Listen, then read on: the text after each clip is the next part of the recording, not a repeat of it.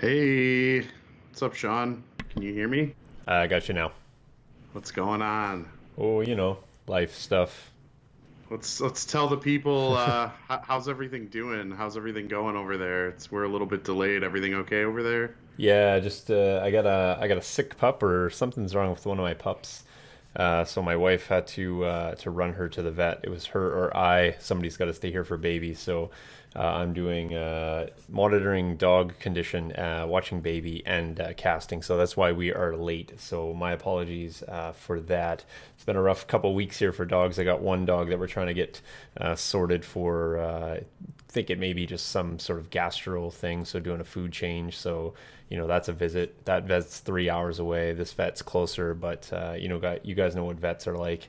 Yeah. Been an expensive week here, but they're members of my family, so spare no expense. Got to take care of those guys as well. So actually, they're all ladies. I always say I'm the lowest ranked member of my household. I have a wife, I have a daughter, I have two female puppies, so I rank fairly low on the totem pole of a hierarchy here. So, but they get taken Yeah. care of for sure. So yeah, so a couple life things, but here we are doing Legion Academy, hanging out with 25 people on the late show. So that's great. Yep. Well, hope everything turns out okay with that. Sure, Um, but let's talk about Legion and Star Wars because maybe that can kind of cheer you up a little bit, for sure. hopefully. So, Yeah, well, yeah. we got a bunch of housekeeping stuff. Why don't you do the news drop first? Maybe related to Legion in the future, but Star Wars related for sure. So go ahead with that. All right, so today was the big day. I think it actually went live late last night, but today kind of we saw the news dropping for kind of the future, the next like few years of Star Wars and what, Disney's working on and what kind of stuff we're going to be seeing. So they just announced the next era, so to speak, of Star Wars is going to be called the High Republic, and it's going to be set 200 years before the Skywalker saga.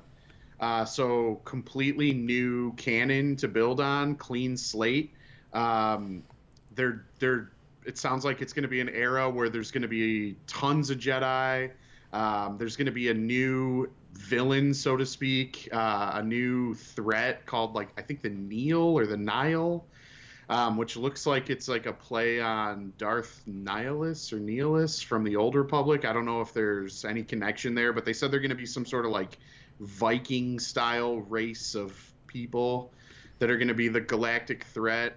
It's going to be about exploring the galaxy and mapping hyperspace routes. Someone put up an image where they were showing like a storyboard and they were brainstorming, and one of the things it said that they wanted to incorporate was like dinosaurs exclamation point. So that's kind of fun. It said like ancient Sith. There's a bunch of other stuff. So they announced like five books and comics, and then they announced that there's going to be a movie in 2022. There's going to be a new game set in that era. So I'm hoping or wondering if eventually we're going to see some of this stuff creep its way into Legion, maybe even a new faction or two.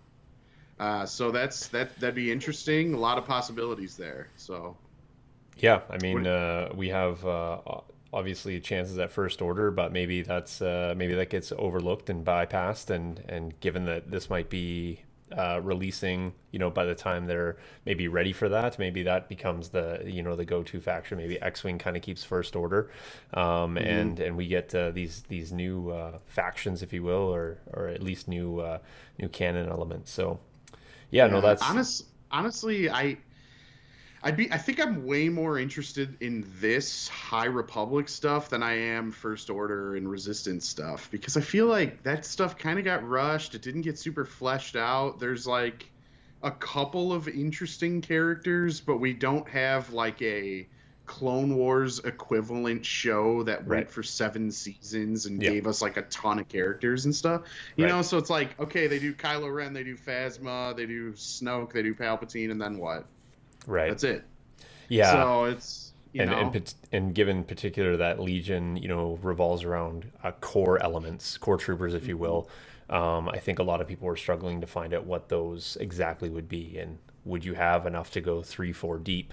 on either faction, and probably the answer is no. So not I, everything needs to translate directly to Legion. So right, totally. But I mean, I could see them doing those two factions in the future as they, continue to flesh out content like slowly in like the comic book world or something. But I have a feeling they're gonna just do a giant focus on this new era and just kind of be like, the world was kind of divided on their thoughts on this new trilogy. Let's just straight up reset.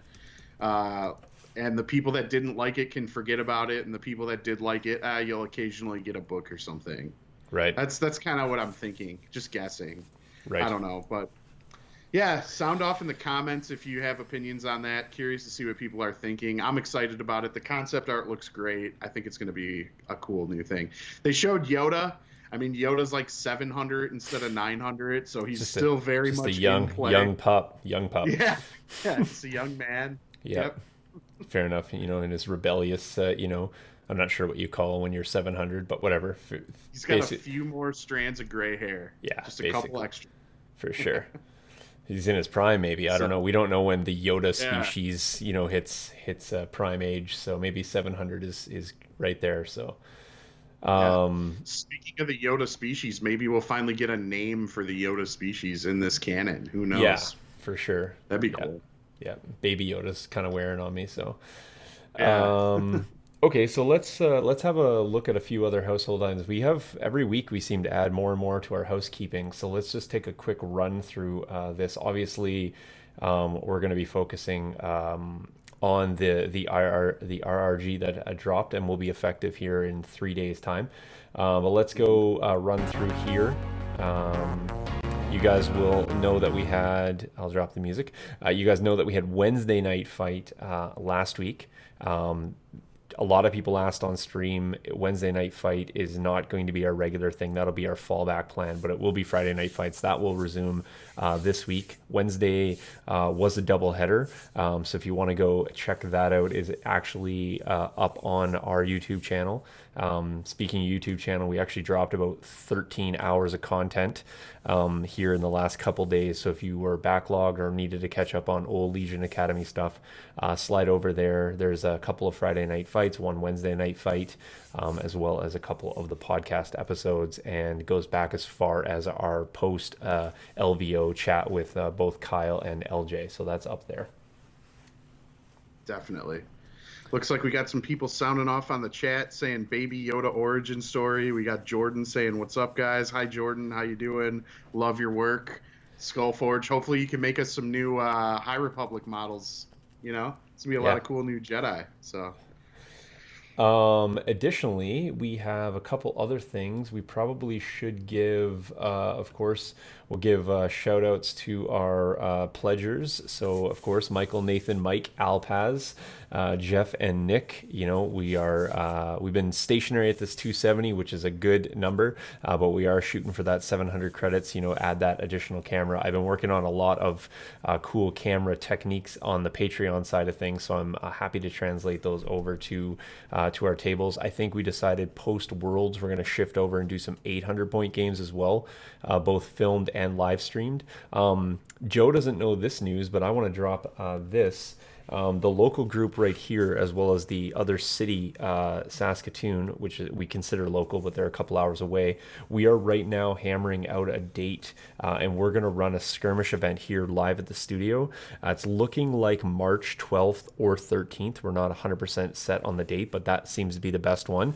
When we do that, what we actually are going to do is we're going to have a live stream table running the entirety of the day. So you should be able to see 3 or 4 games running in the studio. I'm going to leave it up to the players to kind of cast their own game, but we will try to maybe bring in some casters from some other places, maybe Joe, maybe Chris, some of our regulars. So that's going to be likely happening on the 12th or the 13th. So just look for that skirmish event. We'll live broadcast right here out of the studio, so not too far away. What else do we have for the housekeeping? Well, we should talk about this. This number of 100 is actually not accurate anymore. I think we're up over 120 sets. But people who do not have the Legion Academy activation tokens still have a chance. March 1st, 2020, hard drop date that we are going to place the order in order to have for Adepticon. So if you haven't got a chance, or if you're still thinking about it, Joe, you want to talk about some of the logistics? We've been getting a ton of questions around people like wanting to order and picking up, and how they can get them if they don't want to do the shipping. So if you want to cover that for us. Yeah, so basically, if you're going to Adepticon, the plan is to make them available for pickup in person at Adepticon. So just place your order through the website as normal, legionacademy.net. If you are planning on meeting us up there at Adepticon, you don't even really have to reach out. We're just going to be there with backpacks full of these, and we'll have like a little list printed out with your names on it, and you can just come up, give us your name, we'll check you off the list and give you your tokens. Some people are ordering multiple sets. Some people have messaged us and said, hey, I'm going to be at Adepticon, but my friend is not. Is it okay if I order 2 sets and pick one up for myself and my friend? Sure, absolutely. Just let us know. And yeah, so just go to that link, www.legionacademy.net. You should see the image right on the front page. If not, you can click on the shop, place the order. You could pay via PayPal or credit or debit card. And yeah, if you want to pick them up at Adepticon, you can. Also, we're going to have a special 20th token made for the first 30 people that come find us at Adepticon to pick up their sets. You'll get a 20th token, or at least that's the plan. We'll be placing the order March 2nd, first thing in the morning. The company has assured us that if we place the order by March 2nd, I should have them in hand the Monday before Adepticon. So that gives me like a few days to sort them all out. So that's probably going to be an all hands on deck effort. I'm sure, my girlfriend Faith will help. I'm sure that, Paul's going to be staying at the house.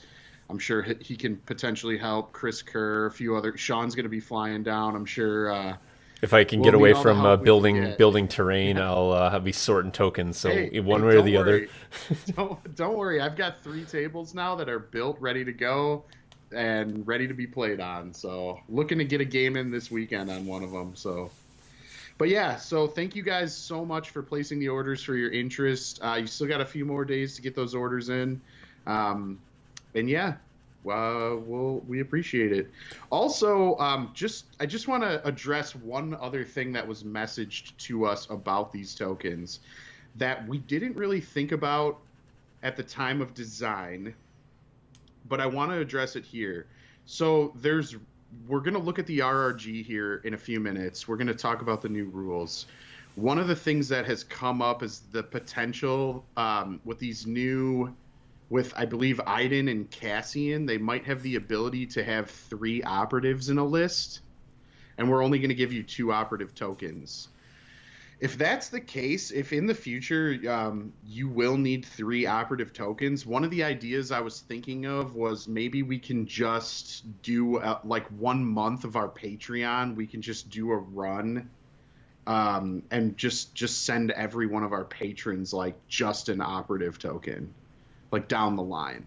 I don't think this is going to affect list building or anything right now, but it's just something to think about. I don't even know if the 3 operative thing is going to be allowed. We're going to have to see. But I did get a message asking about that, and we'll definitely look into that. If that's the case, if you can get a 3rd operative in your list, we'll find a way to supplement you guys with those tokens. So. Okay. All right. Yeah, so just to clarify too, we aren't selling any tokens at Adepticon. So just to be clear, we are only going to be giving out tokens that people already have paid for. So it will be effectively your property. You'll get it from us. So just to be clear, please don't come up and ask us to sell us some tokens. Right. We don't want to get in trouble. There won't be any money exchanged at Adepticon. Yeah. That's one of the things, like, we don't have a booth. We're not trying to step on these vendors' toes. We're not trying to actually sell anything at Adepticon. We're taking the pre-orders and the payments now. We'll just be distributing them early at Adepticon in person for all the people that don't want to wait to get them in the mail. Yeah, and I mean, That's this all it is is. this is just a convenience. We're trying to help people out. We're going to meet up with people anyway. That's just something that we're trying to do just to make it a cheaper for people, and two, we'd love to see you guys using these on the world's tables. That'll be fantastic too. So Okay, we just got a message from Daniel saying, yep, I'll pop it up. are there plans to increase the number of available spots in each Patreon tier? Okay, so I wasn't really ready to talk about this tonight, but I guess I'll just give you my I'm popping us initial back over. thoughts. There you go. You're Yeah, on. I'll just give you my initial thoughts on this.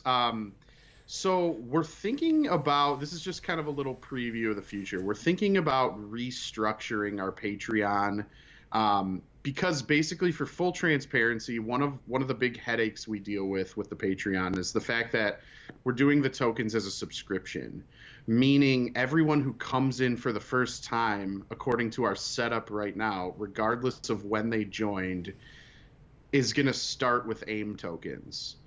Well, that was super manageable in the beginning. However, what ended up happening, the one thing we did underestimate was the amount of people that were going to drop 2 or 3 at a time and then have 2 or 3 new people come in. So we've always had a completely capped Patreon. All of our spots have been pretty much consistently sold out month to month. However, of the 75 spots we have available for tokens, we've probably had 200 different people come in and out.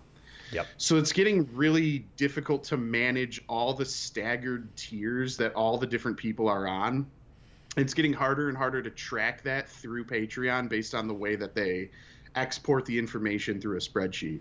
Because all they really tell me is like, this person has paid X amount to date.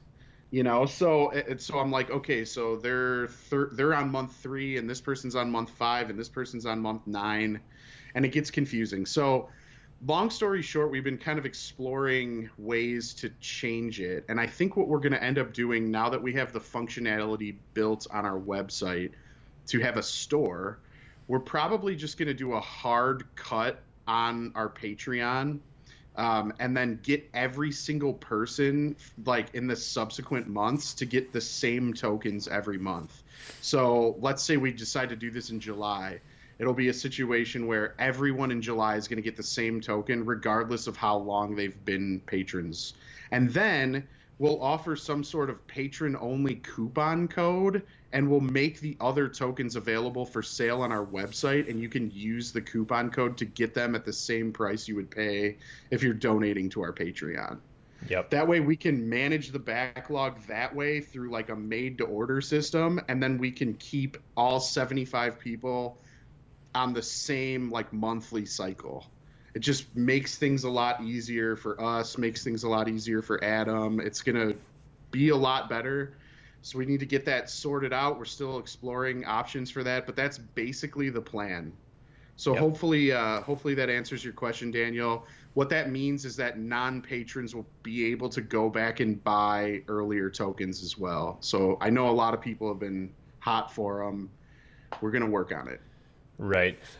We don't know about the price structure there. So just full transparency, Joe and I, we've done the tokens as a token appreciation. So there's very little profit margin on the tokens by the time we get them, pay for them, ship them out.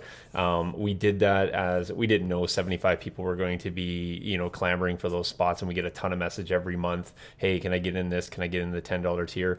So I think it'll be a better option.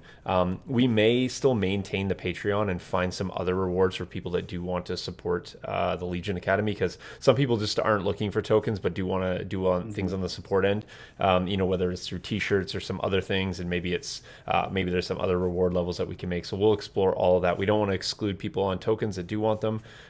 We do appreciate that you guys like them so much, so they are a popular item, as well as the activation tokens. We didn't, Joe and I, when we theorized that, we thought, hey, if we can sell 30 sets, that's a pretty good number. We're 4 times that much, and still got to, about a week to go here. So we do appreciate you guys doing all that awesome stuff for us. Really appreciate it, guys. Jeff Arney is making a vie here for getting us a community support manager. That to me sounds like he was casting his resume into the pool there. So Jeff, I Fair. will be opening the interviews next week. Yep, you're hired. Awesome. Okay, so I know people are definitely looking for RRG. Let's just briefly talk about. I did have a Prime experience this weekend. Yeah, let's hear about it. So 2 out of 3 games were pretty awesome. One game was still awesome, but not not the best result. One of the worst bad beats stories I can talk about, and I hate to complain about dice, but in this particular game, I was describing it to Joe today. Almost can't believe the dice results. If there wasn't a person on the other side of the table, you wouldn't believe the story either. So it was in Winnipeg. It was a good event. I think we had 14 people. I think one person dropped. So yeah, I think 14. I think there was 8 tables, and we were using 7 of them. I was playing Rebels, playing triple RT, double sniper, Leia, 4 naked Rebel troopers, double heal bot, R2. So all kinds of heal in the list. I played clones in the first game. I played Rebel triple flamer RT in the second one, and then I played double the fall in my third game, which I lost to.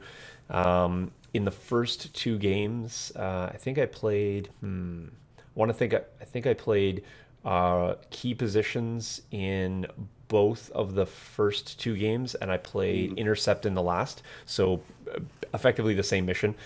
In the first 2 games, I dropped 4 rebel models. That's it. I lost 1 model in the first game. I lost 3 models in the second game, and then That's in the crazy.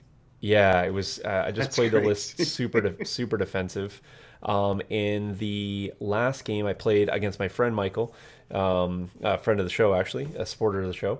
And truth be told, it was pretty one-sided for the first 2 turns of the game. As I said, I was playing double the fall. I lined up my basically my rebel gun line, if you will, and I killed 2 HQ uplinked rocket droid squads in the Mhm. first 2 turns. I had Grievous killed by turn 3, and he had no command cards off. At the start of turn 4, I had lost 1 RT. That's it.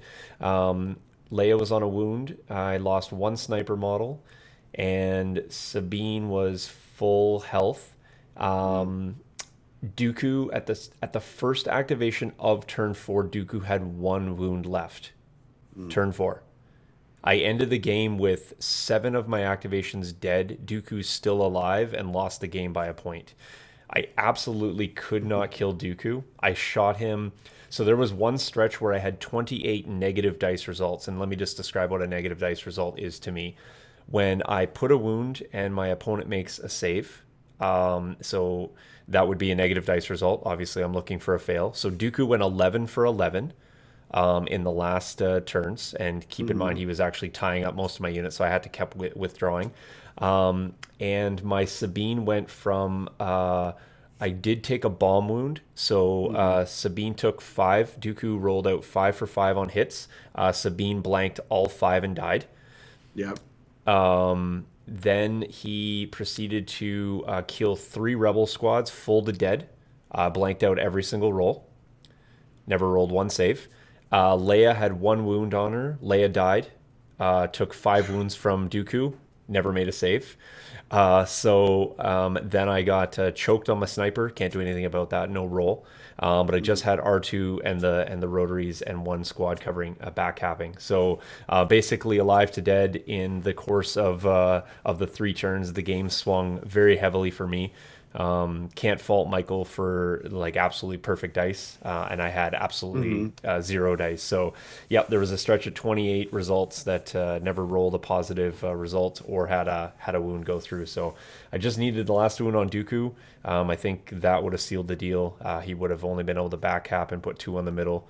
And I had more than enough to jam in the middle. But that's how games go sometimes. Michael was able to Mhm. to make the final. It's fortunate, I guess, in the way. I wouldn't want to knock Michael out because he would have had a chance at the World's invite.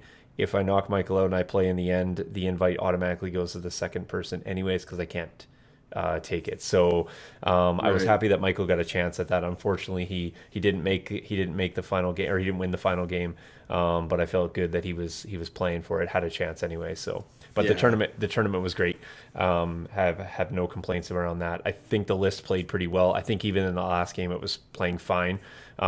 Just the dice made me made my units die a lot quicker than I was hoping for. So yeah.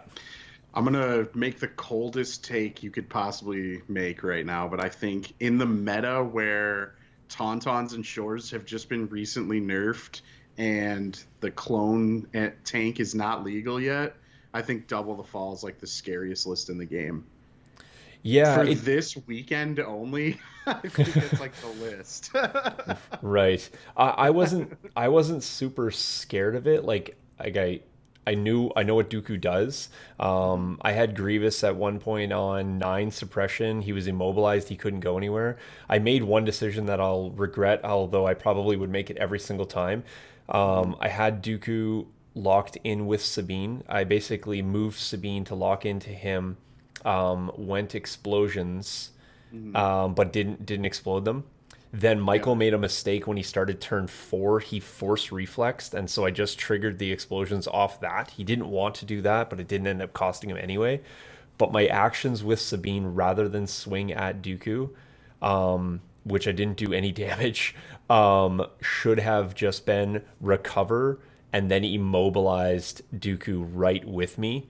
Because even if he Yeah. one shot Sabine, which he did, Dooku would have been there and not moving the subsequent turn. So that would have gave Mhm. me one more chance. But that's just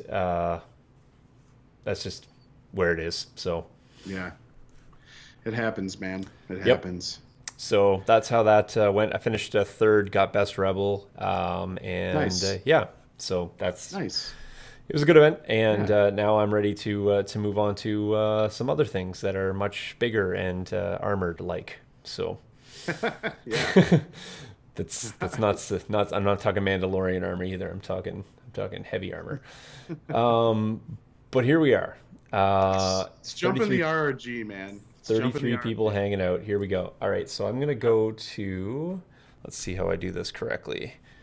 I'm going to pop over here. Let's see what that does. That looks like an RRG. Heyo. Oops. And we'll just try to There you go. not have it go all over the place. Okay, so I don't think we need the front pages, but if you guys are not familiar, I will cover this off.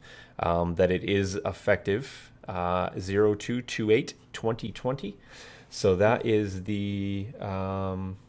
Oh, okay, sorry, I just got slightly distracted by Daniel here saying he's working on a double AAT list. Daniel, we should talk because I too am thinking about a double AAT list.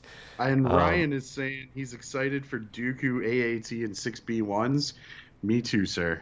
Me too. I'm excited for Grievous a double AAT 5B1s. Just saying. So, by the way, Verdict's still out on that one. by Verdict's the still way, out. naked AAT is where it's at. So just saying, calling it right now. All right.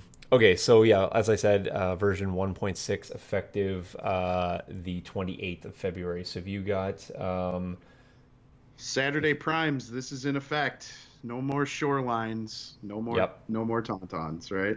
Well, I guess we'll see. Awesome. Slightly distracted here, just getting some updates from my wife on the pup in case anybody cares. Apparently, after you spend $1,000, they still tell you your dog is good, nothing's wrong. So, best Sounds right. $1,000 I've ever spent. Anyway, That's right. well, I mean, I Oh, can't complain. So, yeah, apparently, yeah. So, yeah, anyway, that so, sucks. slight All distraction. right, All right, let's carrying on. let's get in. Let's get get I'm past the stupid tokens. Yep, we stupid know tokens. Those aren't we Legion know about the Academy tokens. tokens. Yeah, All right, so we're we know just going to about be the setup. focusing in on this blue text here. So, revealing battle cards. You want to cover that one right there? So the only thing that's really relevant here with the battle cards, I've noticed, like I look through the whole RRG and this comes up over and over again. I think they finally specified that that both players are supposed to show up with a deck, and that blue player is you're supposed to use their deck. and they kind of define, like the bring 4 cards, pull 1 out, flip the other 3 over on blue player's side, which wasn't explicitly, I guess, spelled out in like full detail, even though that's what everyone's been doing in tournaments anyway. Maybe they're making it a little more clear for like the non-tournament players. I know there's always been confusion on setup. Some people are like, I brought 3 cards. What do you mean? What's the difference if I have 3 or 4 and I pull 1 out? Well, there is a big difference, but that's all this is saying. They just kind of bring this up over and over again throughout. Okay, well, I think this is nice that they actually put this in because I have played many games of Legion. I've probably, unless I'm playing with the same people that I practice with, I have probably seen this done many different ways. In fact, Yeah. Michael threw me off when we first started because what he did is he put them in columns. I mean, which is effectively the same thing. But when I got looking at it, I was thoroughly confused because I was upside down and I was like, Oh, it was vertical instead of yeah. horizontal. I was, so Yeah, I mean it's all basically the same, but they define the specifics here. yeah, So that's so I'm gonna make sure that I throw that down next time I see just to give him a hard time. So read number 5 of yeah, setup. yeah. Read it aloud. I'm sorry. You have gone horizontal. You've gone vertical here. I wanted horizontal. Just I don't know. Can you call judge for command card setup or objective card setup? I don't know, but there is some cool stuff here later on about some spoilers for the new stuff that I think is interesting. Right. So that'll be cool. When we Hey, get there. and as we're scrolling through, folks, because this is a big one here, but Stop it. definitely chat, chime in at any point. Let us know if you have a question or if you have something that we're covering that you have an opinion about. This show is all about hearing what you guys think, so do not let us skew your opinion in one way, shape, or form. All right, so let's talk margin of error. I think for me, this is one of the coolest additions to the RRG because this has removed a bit of toxicity I've seen around a very specific type of player that's like way too power gamey over a game of millimeters. And I think this is what this whole like page long section is fixing. So let's go through it. So it says the physicality of miniatures games means there will always be a small degree of imprecision. Miniatures are sometimes moved accidentally or placed inexactly during a normal course of the game. A small margin of error is allowed in the position and orientation of minis in these situations so that the pace of the game is not unnecessarily affected. Players should not abuse this margin of error, and they must attempt to be as accurate as possible and communicate with their opponent whenever there is a conflict between the rules and the physical nature of the game. Sometimes the physicality of the minis themselves will conflict with the movement of the base contact rules of the game. I think this is specifically going to piggyback on the eventual rules of like hobbying the way you want to hobby. For example, my Grievous has all 4 of his lightsabers hanging out. Well, they hang out pretty far off the base. That forces me to not always be able to put him flush against stuff. So that's what this is getting at. While moving a mini, treat the non-base portion of all minis as if they do not exist. A mini's movement should not be impeded by the non-base part of itself or the non-base part of other minis. So, for example, a Dewback mini attempts to pivot before moving using the reposition keyword, but another mini occupies the same space that the Dewback's tail would need to occupy. The player should mark the position of the mini and remove it from the battlefield, allowing the Dewback to complete its pivot and subsequent move, then return the other mini to its original position. I would recommend doing that with a movement tool, right? Just notch a movement tool into your mini, pick it up, leave it there. Same way we've seen in the past. People have done it with like X-Wing. Don't be super lame over millimeters. Yeah. Okay, if the non-base portion of 2 or more minis would touch, such as there's a conflict with the placement of those minis that the player that's moving the mini must move it so far as possible and may alter its final position slightly within an acceptable margin in order to place it in a position closest to where it should have been placed if there was not a conflict. So this is getting into the Barc speeder or even like the speeder bike. It makes its compulsory move. Its front end is essentially sticking off the base. as long as the base wouldn't crash into a building, you can kind of like angle it or something temporarily so that you don't, you can physically place the model.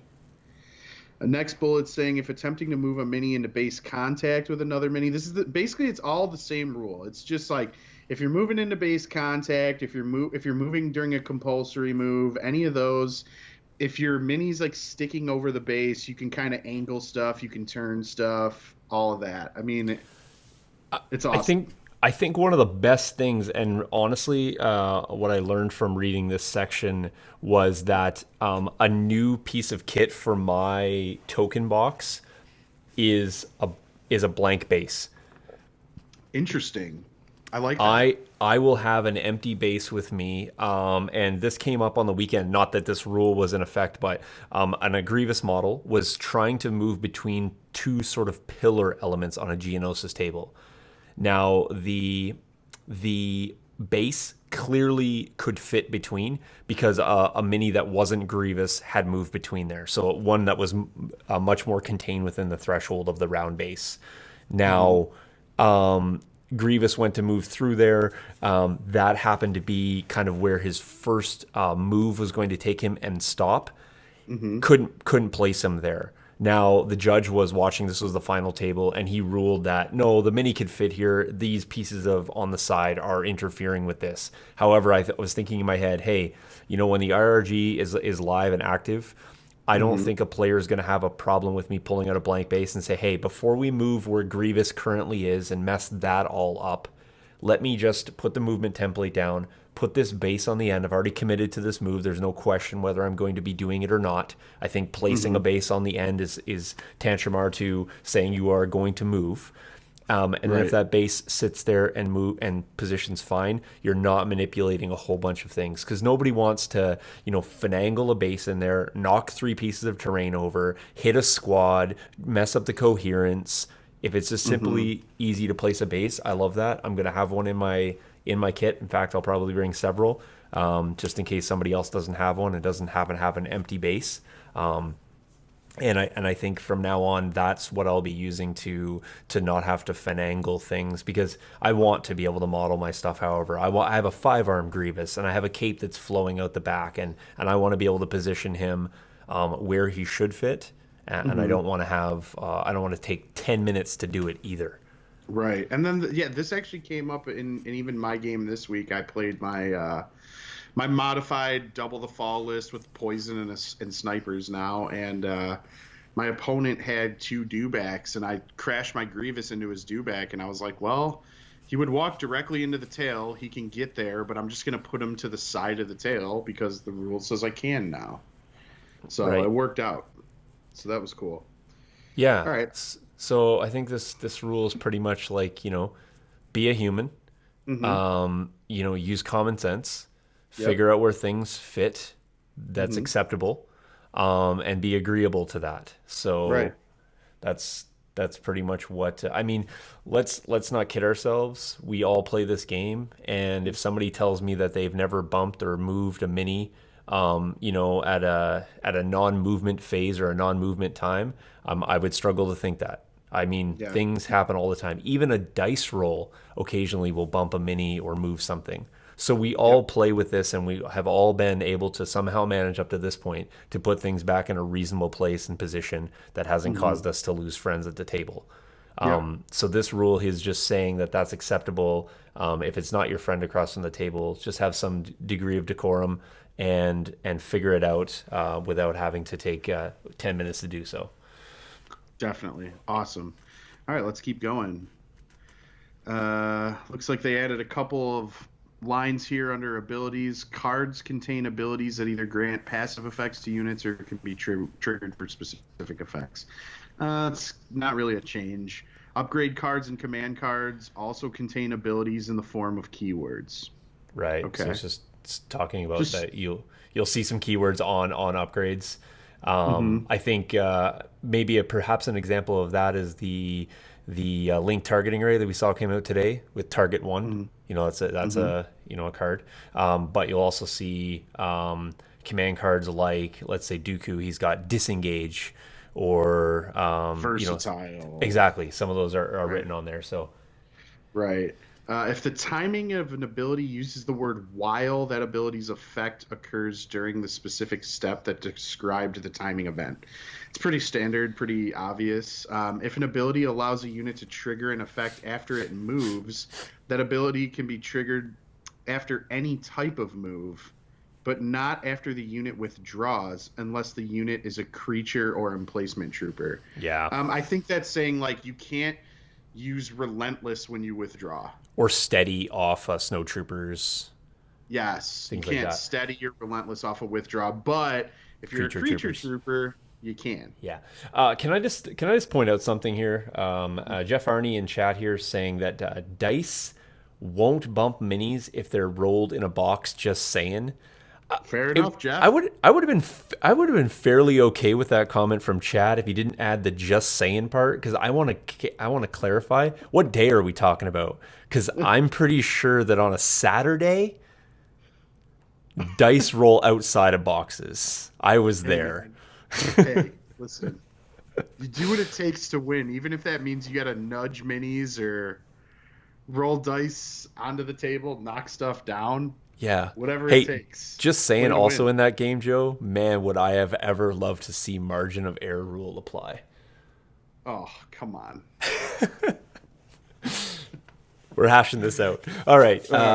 If an effect provides a unit with either a move or an attack that is not an action or a free action, performing that move or attack does not trigger abilities that occur after a move or attack actions are performed.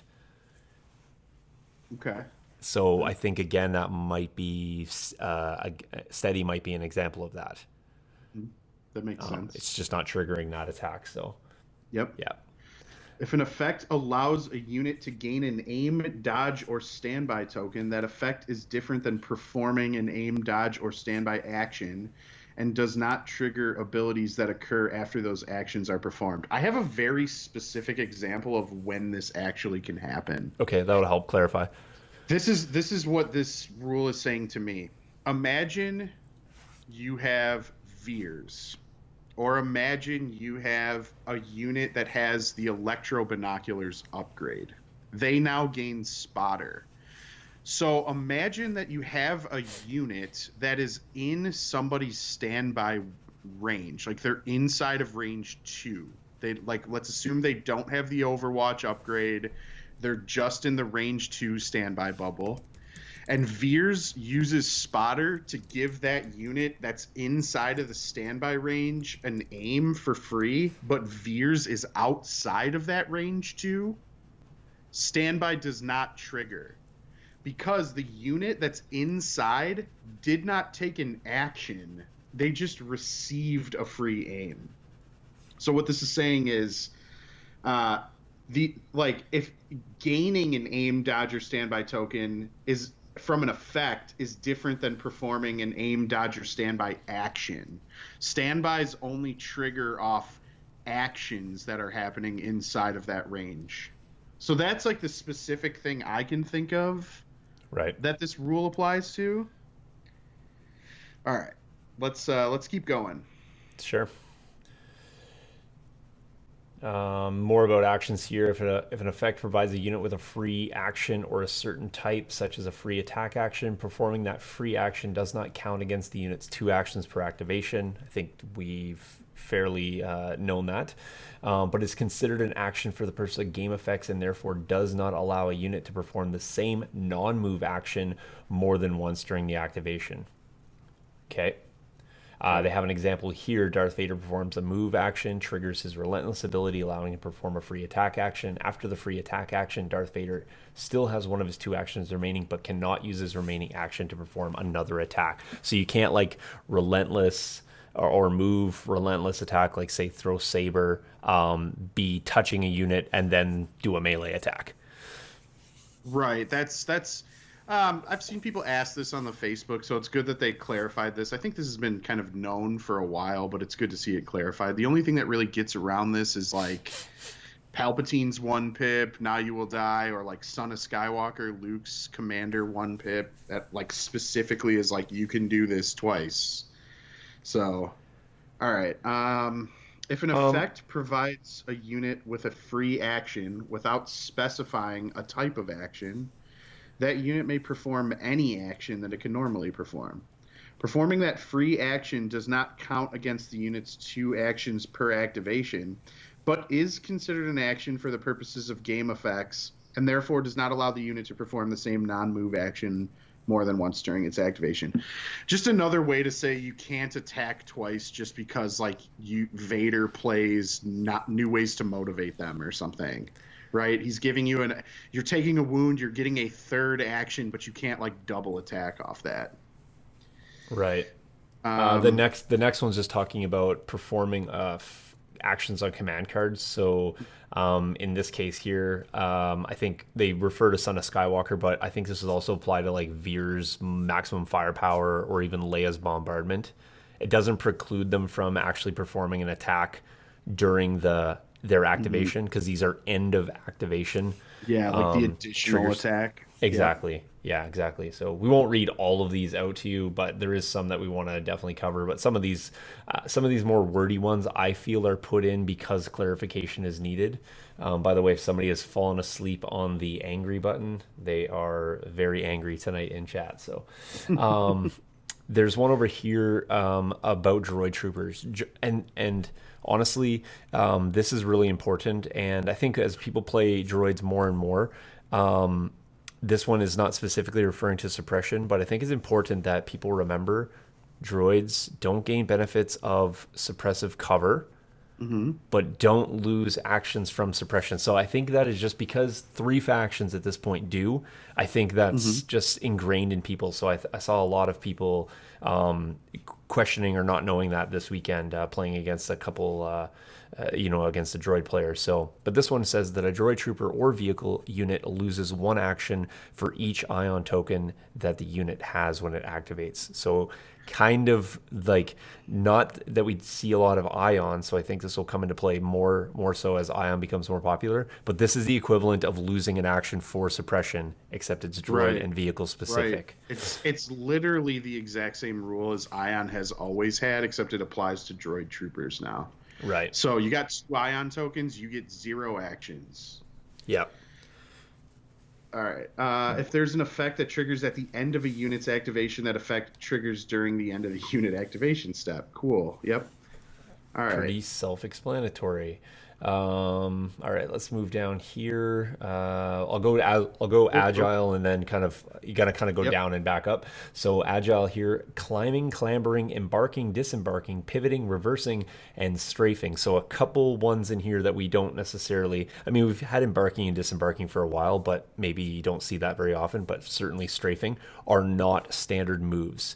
I believe maybe Plo Koon's command or pilot, I think that you get the dodge tokens off standard moves. I could be wrong on that. Well, it's specific. It doesn't even say that. It just says you gain agile too. Right. This is specifically stating that you can only use agile off standard moves. Yes. A strafe is not a standard move. Yeah. So you can't sidestep twice and gain 4 dodges. More importantly, you can't do any sort of climbing. You can't get dodge tokens on your tauntauns from pivoting or reversing. Right. Or reversing, yeah. Yep. So a lot of people basically, for example, No Time for Sorrow. It's not No Time for Sorrows. Geez, what am I thinking? What? Yeah, No Time for Sorrows. Is that the double move? Yeah. That's Leia's card. Why can't I think of it? You a speed 1 move. Yes, that's the one I'm thinking of. Yes, I thought I had the name wrong. A lot of people I saw trying to back up tauntauns and gain the dodge. Can't do it. No, but what you can do is you can pivot before a move and then take a move forward and kind of almost end up in the same place. And you don't get it off the pivot, but you do get it off the move. So that is a way to gain a dodge token through that, but not on the straight reverse. So that's important for people. It literally says that in the last bullet point. You can exactly. use Agile X to gain dodges off of Speed X moves. Right. However, you can't reverse. Yep. So that's fairly important, I think, as people have more and more cards that are going to be gaining dodge tokens for sure. There's a point under aim here. Unit abilities and other effects can allow units to gain aim tokens. If the effect specifically instructs a unit to gain an aim token, that effect is different than performing an aim action and therefore does not trigger abilities that occur after aim actions are performed. Right, so I'm thinking again, this goes back to my standby example. Right.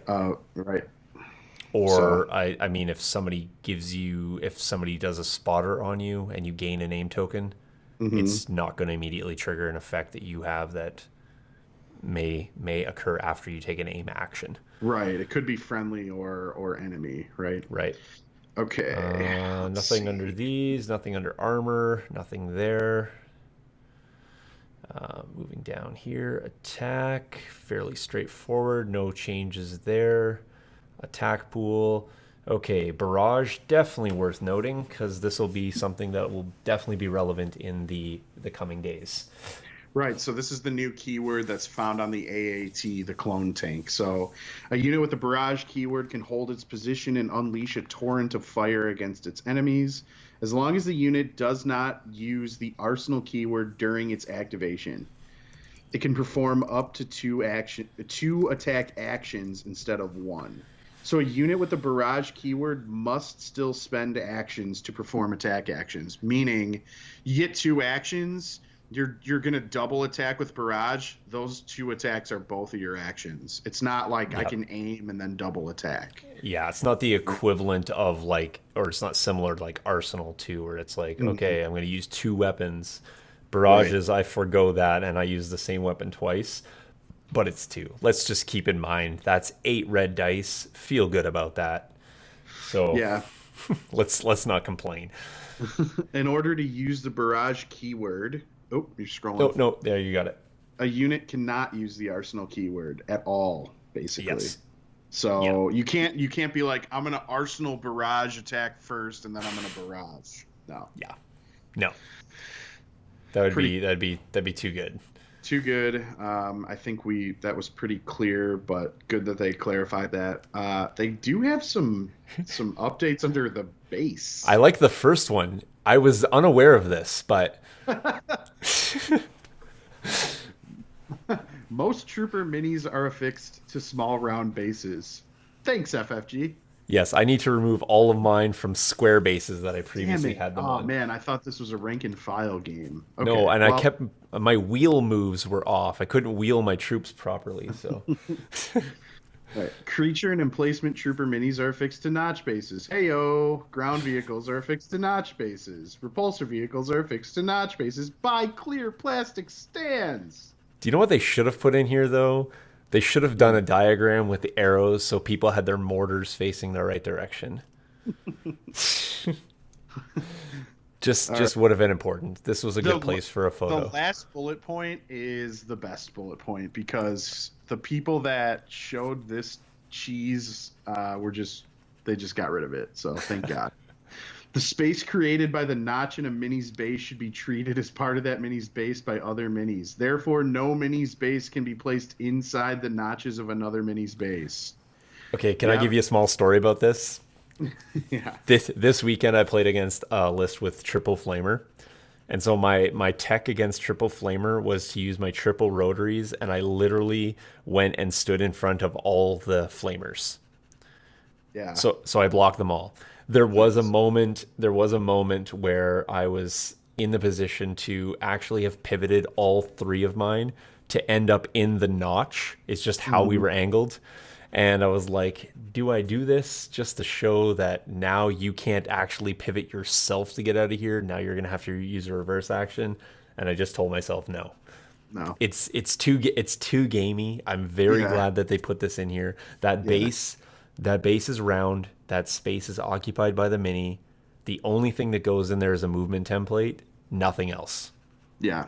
It's very simple. That's the best way to describe it. It is round.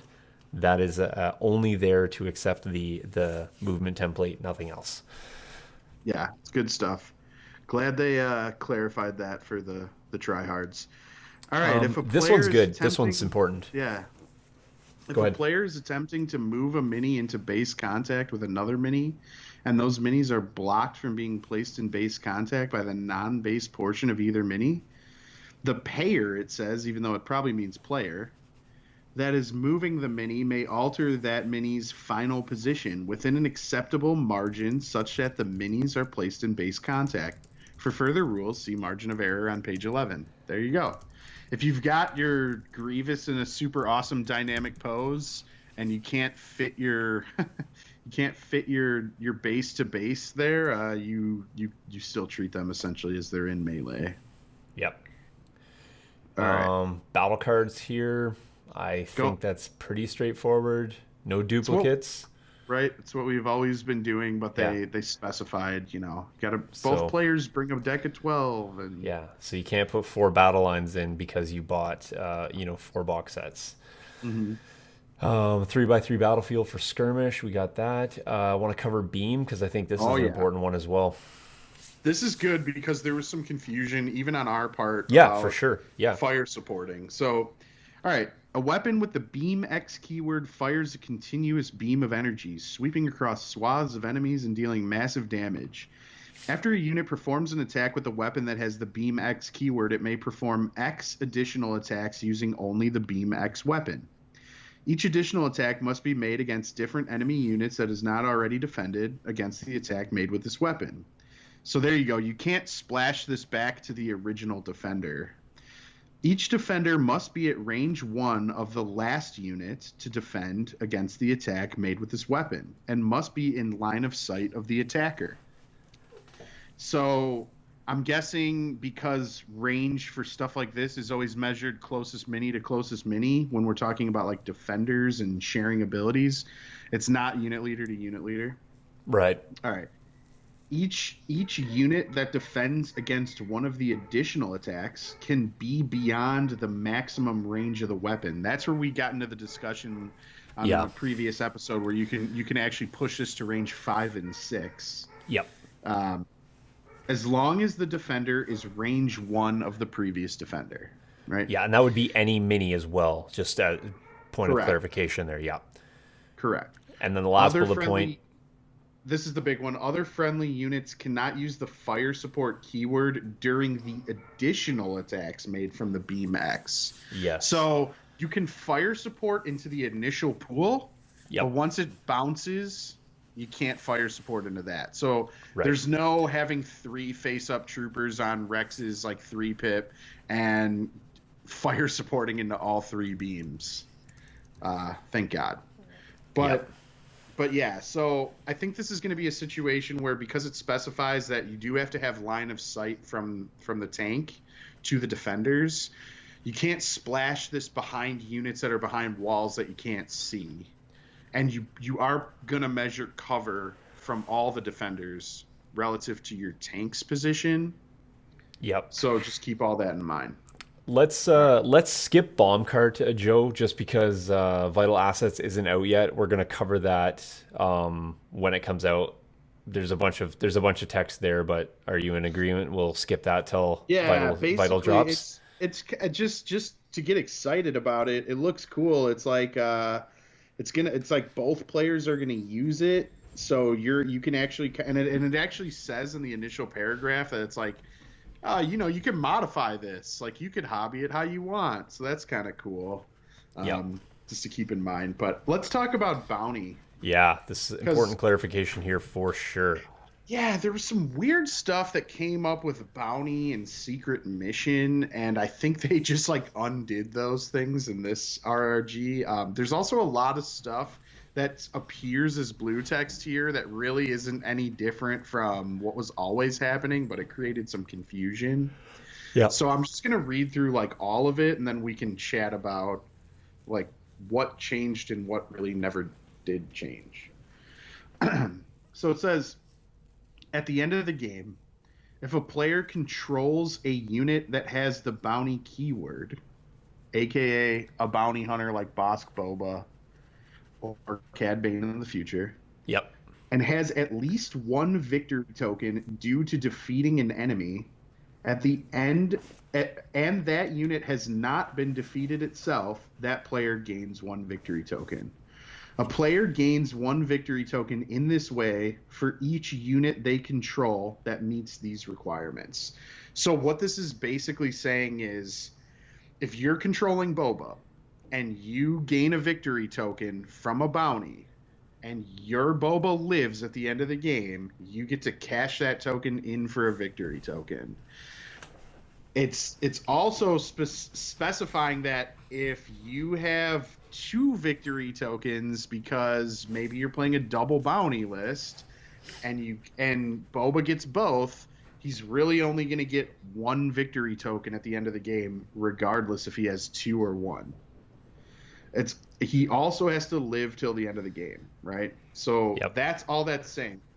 I got some messages. People were like, does that mean if you bounty Leia and Leia lives, she gets to cash in the bounty? No, she doesn't have the bounty keyword. Okay. If a friendly unit with the bounty keyword defeats an enemy unit that has the bounty keyword and has a victory token due to defeating another unit, that token does not transfer from one unit to the other because it was not placed on that enemy during setup due to the bounty keyword. So what that's saying is if you have a Boba Fett and your opponent also has a Boba Fett, and let's say you both have Veers as your commander, and he bounties your Veers, he kills your Veers with his Boba, collecting the bounty for Veers, and then before the end of the game, you kill his Boba, you don't get that token that he cashed in for Veers, or that he collected. Right. You can't just, use your opponent's bounty to give you bounty. Yeah, because otherwise you just go and sacrifice your bounty to kill my Veers so I could kill you. No, that's not allowed. Okay. If a friendly unit with the bounty keyword defeats an enemy unit that has the secret mission keyword and has a victory token due to using the secret mission ability, that token does not transfer from one unit to the other because it was not placed on the enemy unit during setup due to the bounty keyword. This is basically undoing the mistake of the previous RRG. So what this is saying is if you control Boba and your opponent controls R2-D2 and you don't bounty R2-D2 at the start of the game, you bounty Leia instead, but R2-D2 makes it into your end zone, gets secret mission, is holding onto the victory token, and you kill R2 with your Boba, you don't get the secret mission victory token. That's not what's happening. If you were to bounty that R2 at the start of the game, sure. Yeah. But that's all that's saying.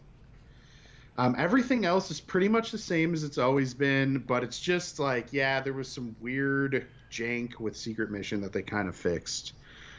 Yeah. Jamie's asking if you can bounty R2 now. I see no reason why you can't. No, yeah, you should. Yeah.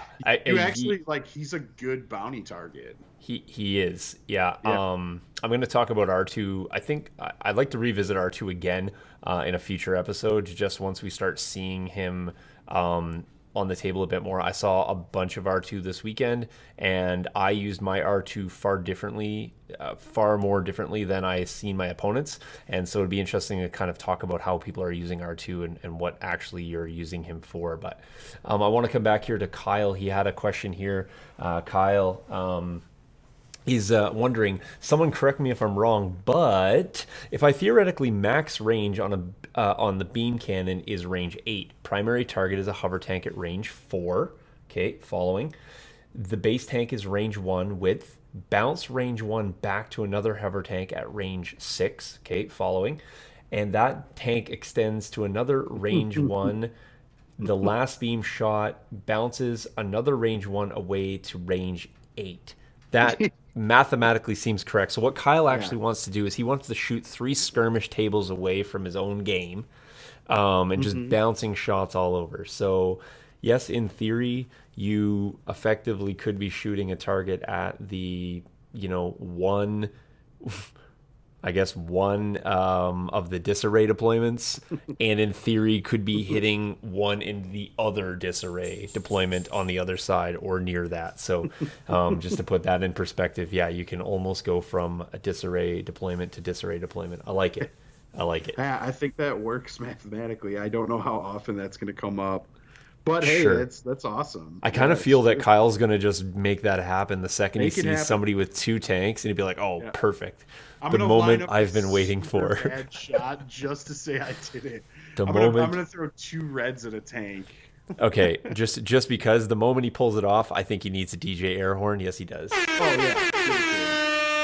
Yes. Nice, very nice, Kyle. Very nice. You get the first DJ air horn of the night. So, calculate odds, something that I used quite a bit on the weekend. So, calculating odds of success in the midst of combat can be vital, but it also can be extremely annoying. Agreed for my opponents. As a card action, the unit with calculate odds keywords can choose a friendly trooper unit at range 1 and in line of sight to gain 1 aim token, 1 dodge token, and 1 suppression token. Just making sure that the clarification of and is in there. They will receive 3 tokens. And to Yep. be clear, you can calculate odds on yourself, Yes. so that it does work for R2. Yep. People were saying initially when I was looking at this, hey, you can't use this to give the tank aims and dodge and suppression.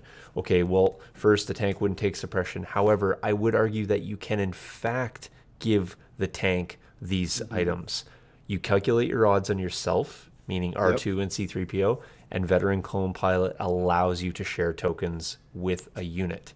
So I believe that you can share this with a friendly unit at range 1. So meaning I believe you can use both these tokens. Right, right. Because it does specify troopers, so I get what you're Yes. saying. Yeah. You can't calculate odds directly onto the tank. Right. But But it for all also intents and clarifies in purposes. further bullets that this is not the same as performing an aim action, going back to what we were stating above Yep. about like the standby window and stuff like that. Right. So, yep. Yeah, so Okay. nothing else special there, but pretty important. So we're into the C's here, so we may end up making this episode 2 parts. Who knows? Depending on how far we can go or how far we can get. Climbing vehicles.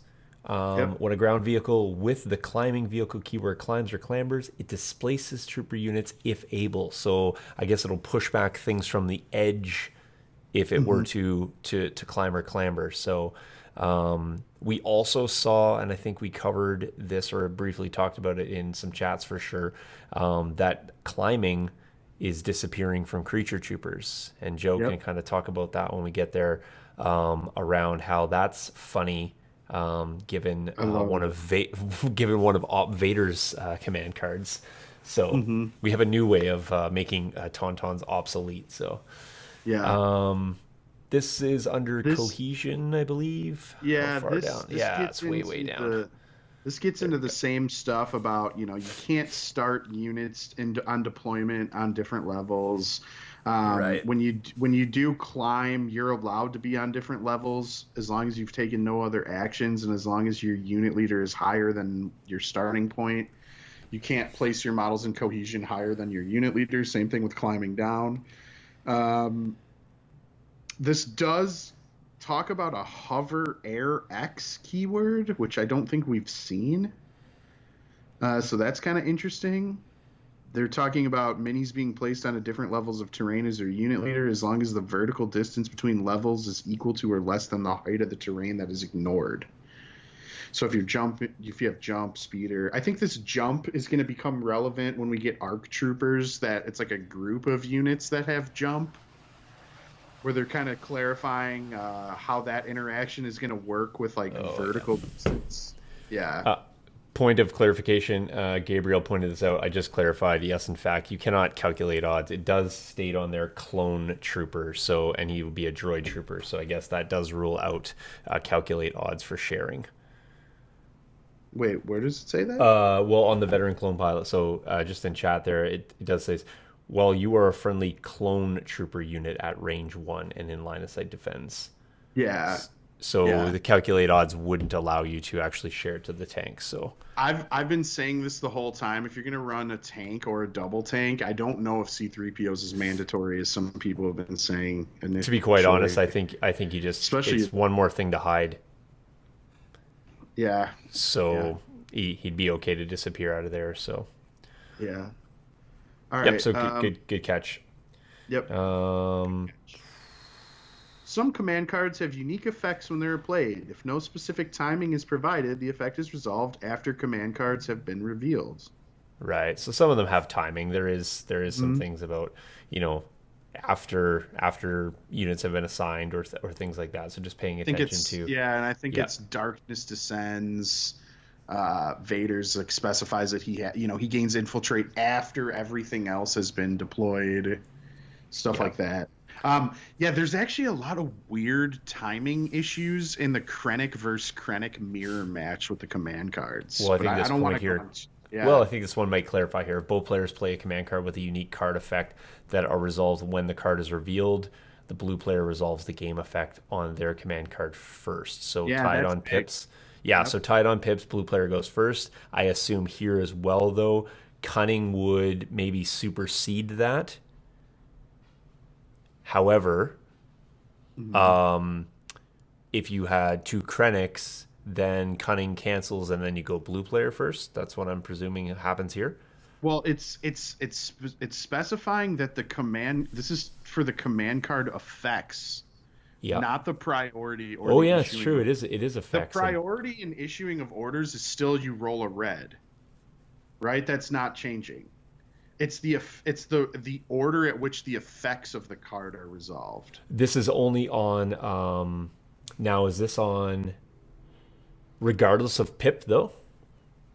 Well, it's if both players play a command card with a unique card effect that is resolved when the card is revealed. Right? Okay, so the example above probably helps here. So okay, reveals okay. Yeah. For example, the blue player reveals Annihilation Looms, three pip, and the red player reveals Change of Plans. Mhm. Zero that's is that a zero pip? No, No, it's that's a a three pip. That's pip. a three pip. Yeah. Yep. The red player chooses to return Annihilation Looms to their opponent's hand, and its Mhm. effects do not resolve. Yeah, that's because the previous bullet point says if a Yeah, player plays a command card with a unique effect that is resolved when the card is without revealed. specific timing. So if it Right. specifically says, then you have to go in that order. If it does not But like say, Annihilation Looms, I believe said they're like one of them. One of the Krennic ones says like at the start of the activation phase. yeah, I think it's like when the standbys are issued to the face ups because I think you're trying to get. It's like the interaction between Annihilation Looms granting you suppression and then the deploy the garrison standbys. It's yep, like Annihilation Looms happens first, then the deploy the garrison standbys happens at the start of the activation phase, so you can't use Annihilation Looms to counter deploy the garrison. There's a lot of weird stuff. Krennic specifically has a lot of weird stuff in the mirror. right. Um, Ryan's pointing out a good point here that future command and battle cards may potentially see that it is good to be blue player, and therefore we may see bids reemerging as well. So oh, I agree, yeah, man. I think player is really strong for many reasons. Yeah, totally agree. All right. Okay, that's that. The blue player resolves a game effect of their command card first. Okay. So I think that's more like, hey, we have a timing window thing. We both played the exact same command card in a mirror. Blue player just gets to resolve their effect first. All right, let's keep scrolling here. sure. Do we care about these weapon profile ones over here? Well, We got go down a little bit. I think yeah. isn't there more on this No, page? there isn't. No. No, just on this Okay. side here. Some command cards allow specific units to gain keywords, specific units This. that has the keyword as long as the command card is in play. So that's kind of important too. That sometimes you'll play something and they have that keyword for the duration of the turn. Mhm. So not necessarily just when you play that card. So I think that does come up.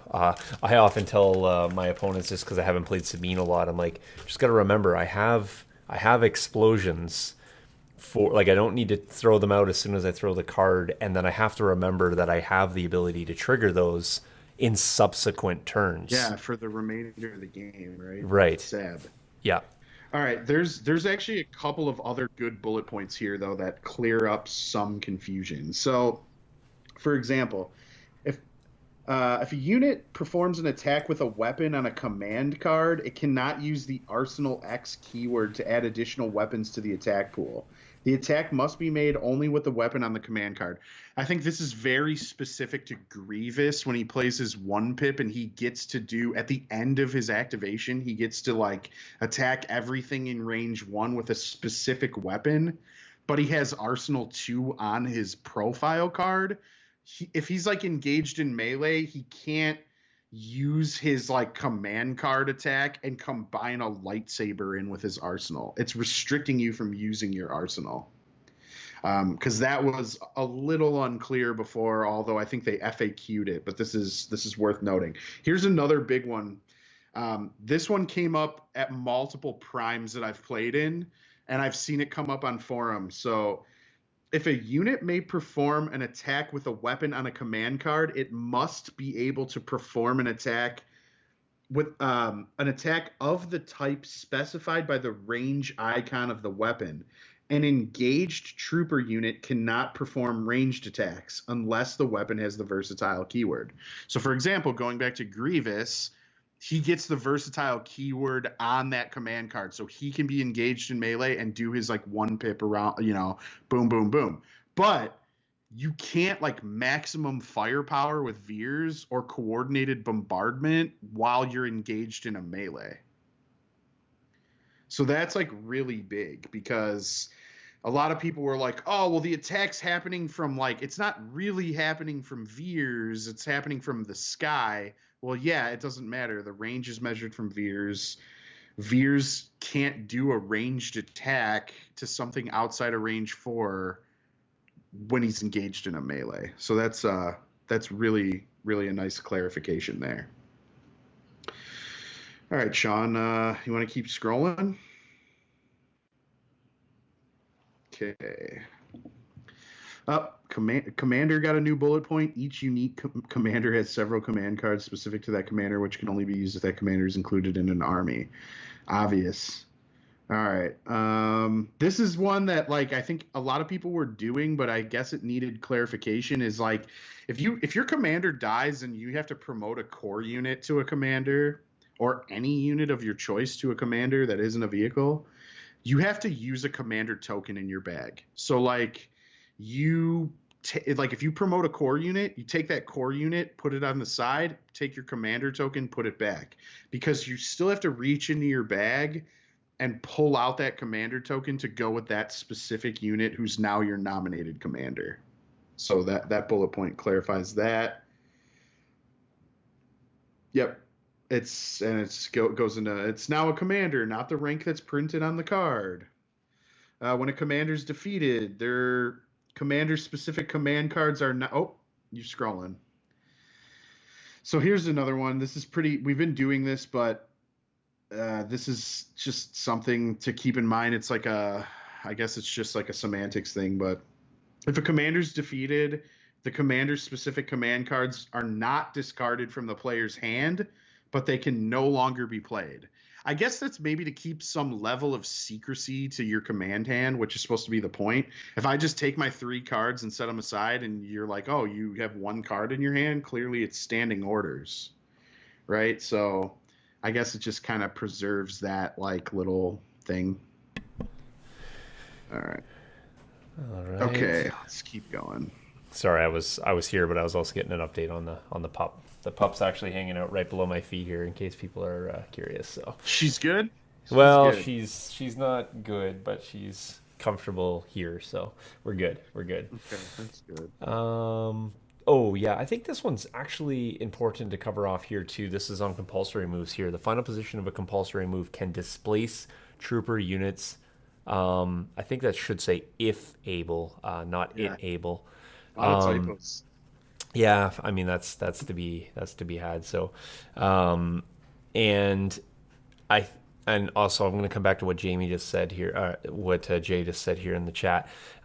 It's really quite important. And then while performing compulsory move, if a unit's maximum speed is reduced, that unit is still considered to be performing a move at maximum speed. So I think that's also important to clarify. Remembering you can pull back half a movement tool on those compulsory moves.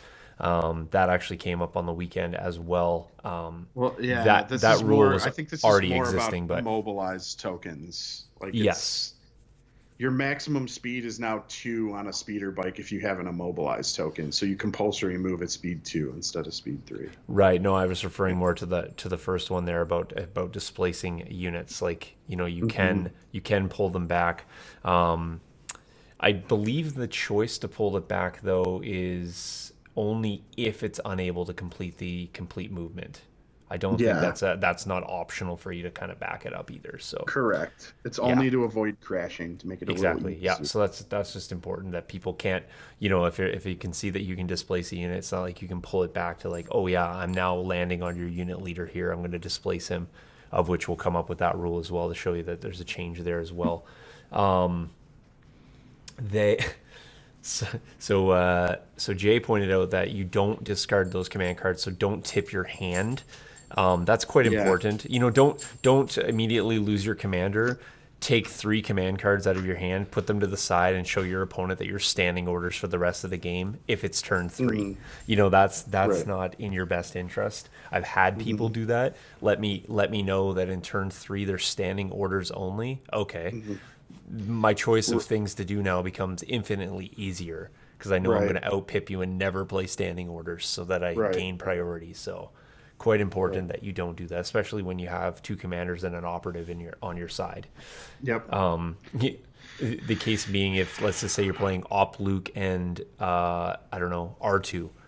Well, if you have Op Luke and R2 and generic commander, and afterwards your Op Luke dies and you throw all of your command cards to the side, I'm now not worried about blast off. I'm now not worried about covering fire. I'm now not worried about any of those other command cards. I see that you only have Right. standing orders. So important point. So Yep.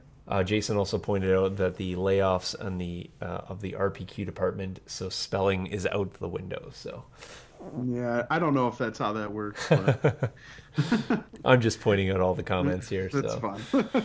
Okay. All right.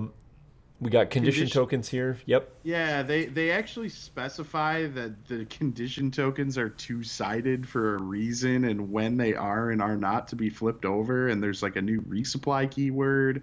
I think that's all going to happen with the vital assets. That's where that's going to become relevant. So I don't know if we need to deep dive too much into that because I don't think we'll see any of this stuff for a minute.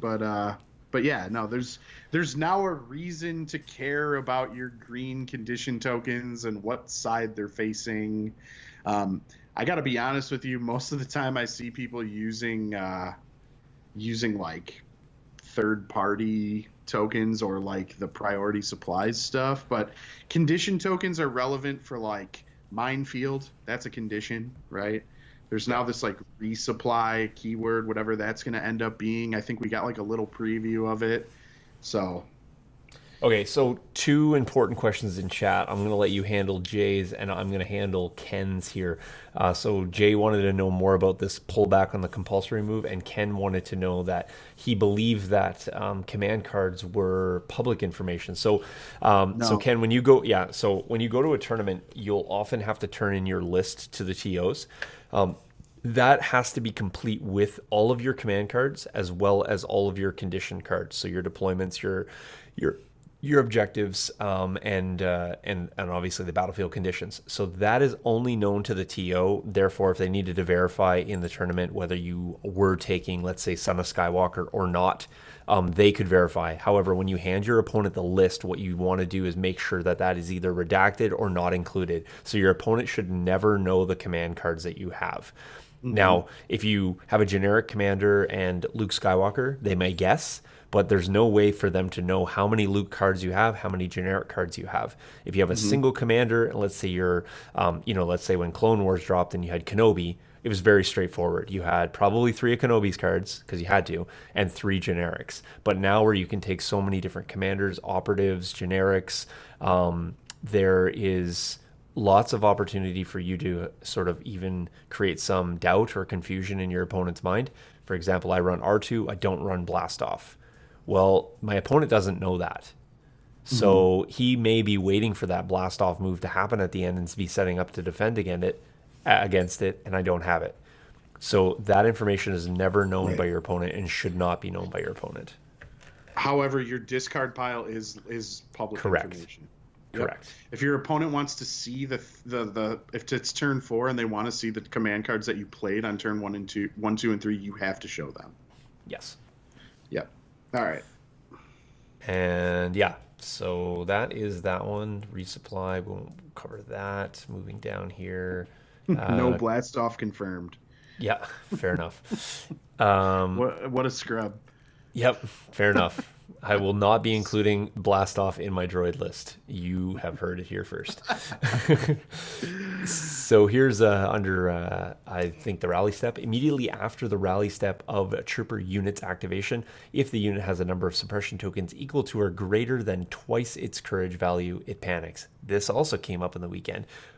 New player, but still comes up, wondering when the panic threshold was reached. During a panic unit's activation, it cannot perform free actions and must use its entire activation to perform a single move at its maximum speed as directly as possible towards the nearest edge of the battlefield, keeping in mind that if player has jump or non-jump movement, they use jump if that gets them quicker, or a more direct route, as well as using spur is also mandatory off this. And unfortunately, you will also take that suppression as well. It's kind of insult injury. I did see a Dewback panic in the last turn of a game. They had to do they actually had to do a measure. It was pretty darn close to directly in the center too. So that took a little bit of measuring. But yes, it was at 5 suppression. It panicked and added the 6th. So. Ew.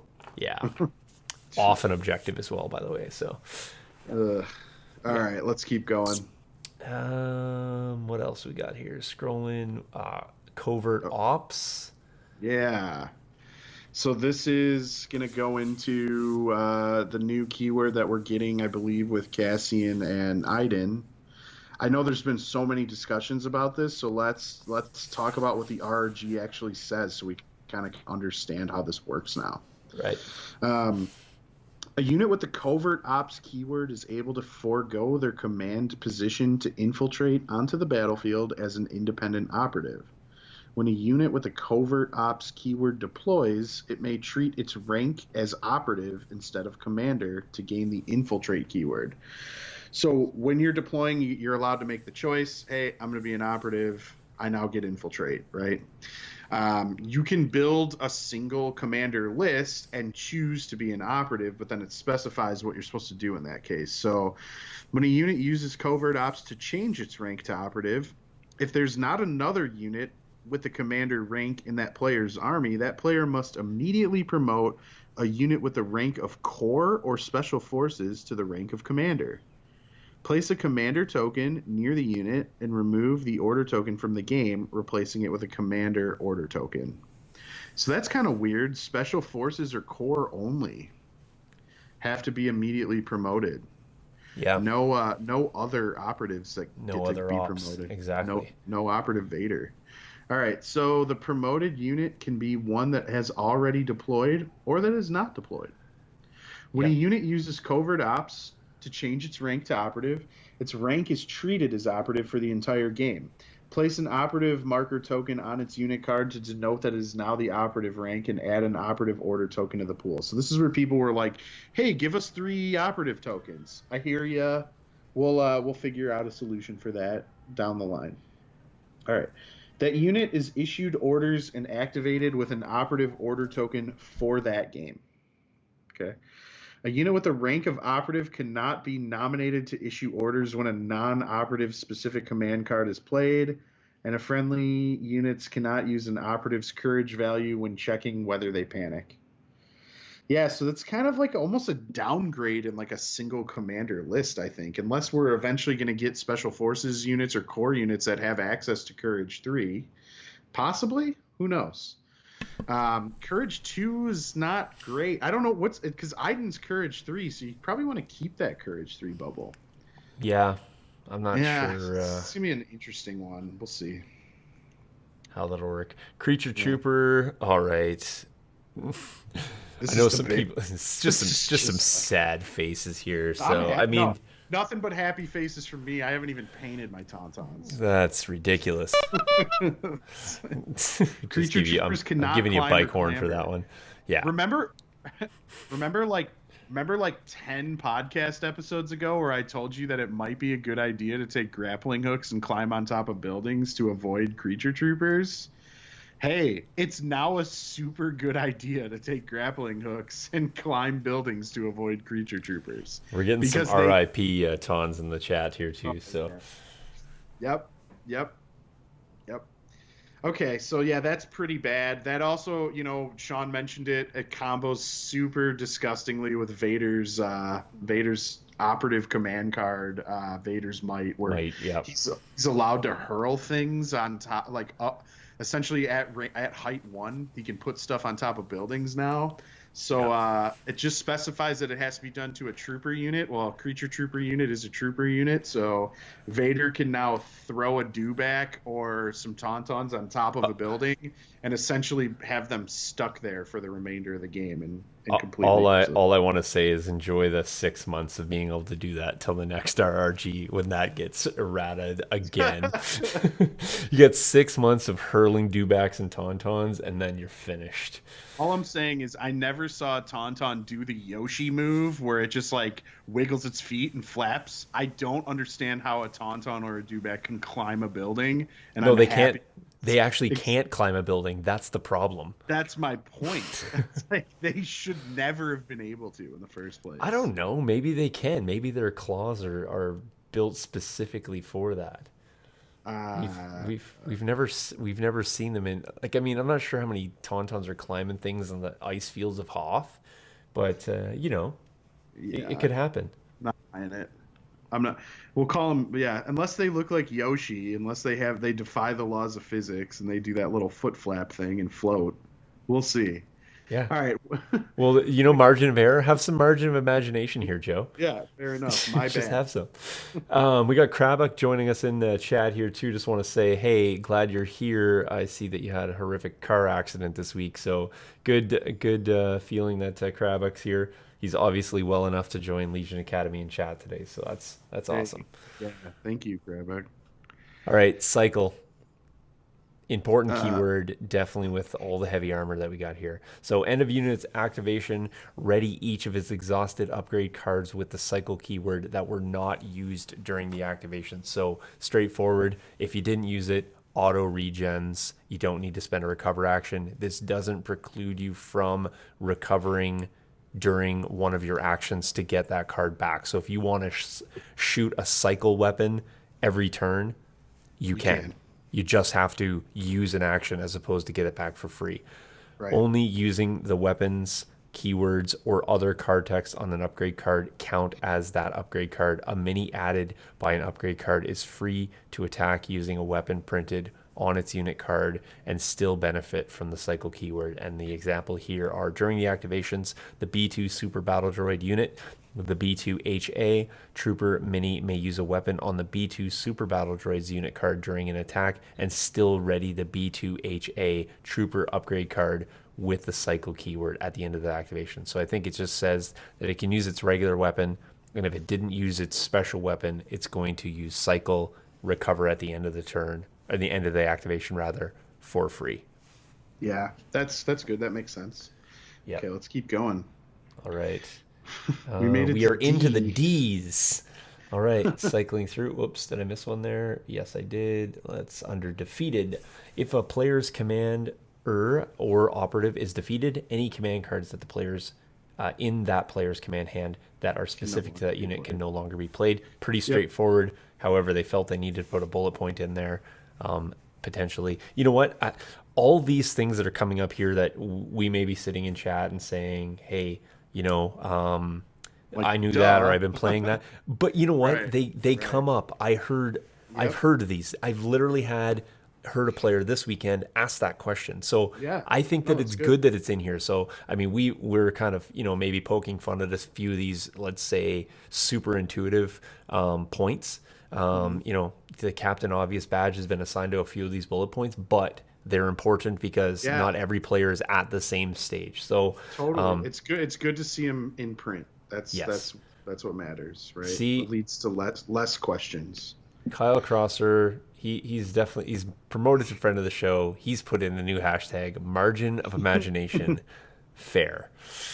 All right, detachment unit and type. I think there's some cool things under the detachment points here as well. So during the deploy unit step of the setup, a unit with the detachment keyword, so mortars, heavy weapons for the veterans, must be placed at speed 1 and within height 1 of the unit leader from a friendly unit that has the name or type specified by the detachment. So no more deploying a mortar, on height 3 terrain or a pillar or a building when the shore troopers are on the ground level. Again, and still needs to be speed 1 and within height 1. So Yeah. important clarifications there, I think. Okay. Good. Yeah, I think that's fairly straightforward. Let me go back up to detonate. Nothing under detonate. Avert your eyes if scrolling bothers you. Difficult terrain affects vehicles, including when performing a reverse, strafe, or compulsory move. So, I mean, more often than not, vehicles reversing are only at speed 1, but I think it's important strafe as well. I think we only have strafing at speed 1 as well, but isn't it specific to the new tanks because with their hover keyword, I think they could reverse at full speed, right? potentially that would be referring specifically that's to what that. that's saying. It Yeah, I just think says vehicles, but I mean, yeah, I think that if it's for many things, I think compulsory as well, though, that could definitely come into play for many vehicles. So even moving forward through difficult terrain, if the terrain affects you, it will affect your compulsory move. Yeah, you can also rule this. You can say this terrain is muddy, so it's like not difficult for a compulsory vehicle. You can have that discussion at the start of the game. Right. Okay, displacement. Lots of new bullets here. Okay. When a ground vehicle or creature trooper mini moves along the path created by the movement tool, if its base would overlap any trooper minis, those minis are displaced. When a repulsor vehicle mini's final position would overlap one or more trooper minis during a compulsory move, those minis are displaced. So difference between ground vehicle and repulsor: ground vehicle displaces along its entire path. Yes. Repulsor vehicle only displaces on the compulsory move and only displaces where it lands. At the final position, keeping in mind, going back to that previous point, that the final position may actually be half a movement tool back. A trooper units are engaged. Trooper units that are engaged cannot be displaced. Yes. And thus cannot be moved through at all by ground vehicles or creature troopers. So if you can't just like bowling ball right through a melee. Just keeping in mind, also cool move. If you know that an opponent wants to move through a space and could otherwise do so, you can actually just double move to engage or engage a unit, even if you don't plan on attacking that, just to simply prevent that ground vehicle from now moving through that space. So you can't normally block them. However, you can if you choose to engage with a unit. Mm-hmm. Creature and emplacement troopers cannot be displaced and thus cannot be moved through by ground vehicles or other creature troopers. All right, let's keep going. That's pretty. And also important, I think, to point out, I believe that the droidicas are considered to be a ground vehicle for purposes of the game. I do not believe you can move through them. That's correct. It's one of those models that you may look at and not immediately assign that specification to it or that characteristic to it, but just keep in mind that they are. There's a point under move here. The mini that displaced the trooper mini continues its move as normal, unimpeded by the minis it displaces. Yes, so keep in mind that you occupy that space. The minis that are displaced cannot, so it's not like you can displace and then be where you want to be. You will place. You are not impeded by them. This next bullet point is huge because this is actually a Came massive up change to the came up rules. all weekend. This. Yep. Yeah. If a unit leader was displaced, it must be placed at speed 1 of its original position. So up until this RRG, it was range 1. It's now speed 1. Yes. After the leader is Yep. placed, any mini of that unit that are not in cohesion are then placed in cohesion as if the mini was not displaced to be moved. So yeah, again, you had this come up at LVO, I think, right? Yes, I did. Yeah. So I'll talk about that in a second. But the point 3, I think we should also, because this is more specifically, this is what came up. The player who did not move the unit takes all of the displaced minis, both friendly and enemy, and places them back on the battlefield. Yeah. The player who did not make the move, Right. and keep in mind here that it takes all of the minis and places them on the battlefield. So if you But displace your again, yeah. So this was one of those situations where you used to be able to do some really cheesy shenanigans and like move stuff really far off objectives and stuff. Now it's a little toned down because of the speed one as opposed to range one.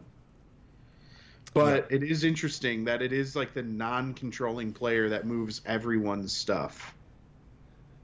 So Yeah, I think this is also potentially creates, this is a speed one versus a range one. Sometimes with the range one, what you could do is you could end up being, well, obviously you end up being in different range bands. So you could displace, units, and then have them either out of range or in range where they previously weren't, even within that turn. So triggering things or maybe being in range for pulls or pushes or chokes, all that would come up. Here it's unlikely to alter that because you're not specifically changing a range band. You're just recohering minis. It's pretty significant in terms of how that works.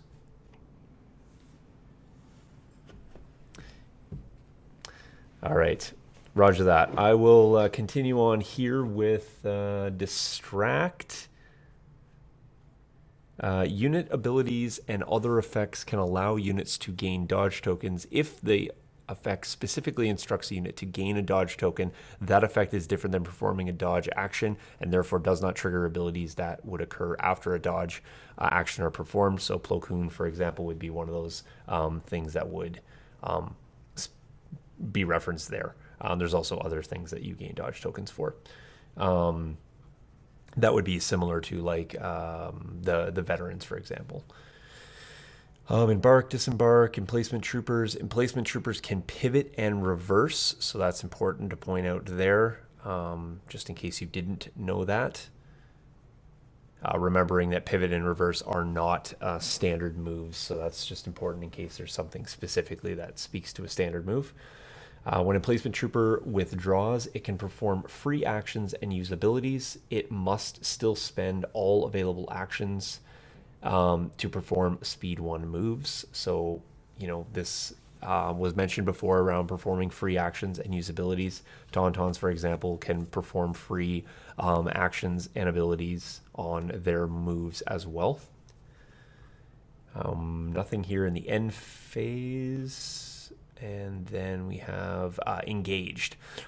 If a trooper unit is engaged, it can leave that melee by withdrawing during its activation. And then there's more rules under withdraw. This is also specific and comes up quite often that some people believe it is 2 actions to disengage or to leave an engagement. It's not, in fact, 2 actions. So a suppressed unit that only has 1 action available can still leave melee.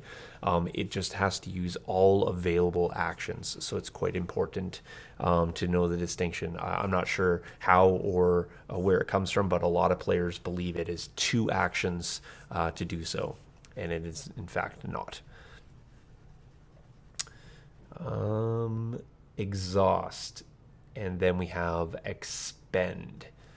Okay. All right. So we just finished up talking about not being 2 actions to leave melee. It's all available actions. And so suppressed units can actually still leave. So yes, important. So we're up to expend here. So we have an Okay, expend icon.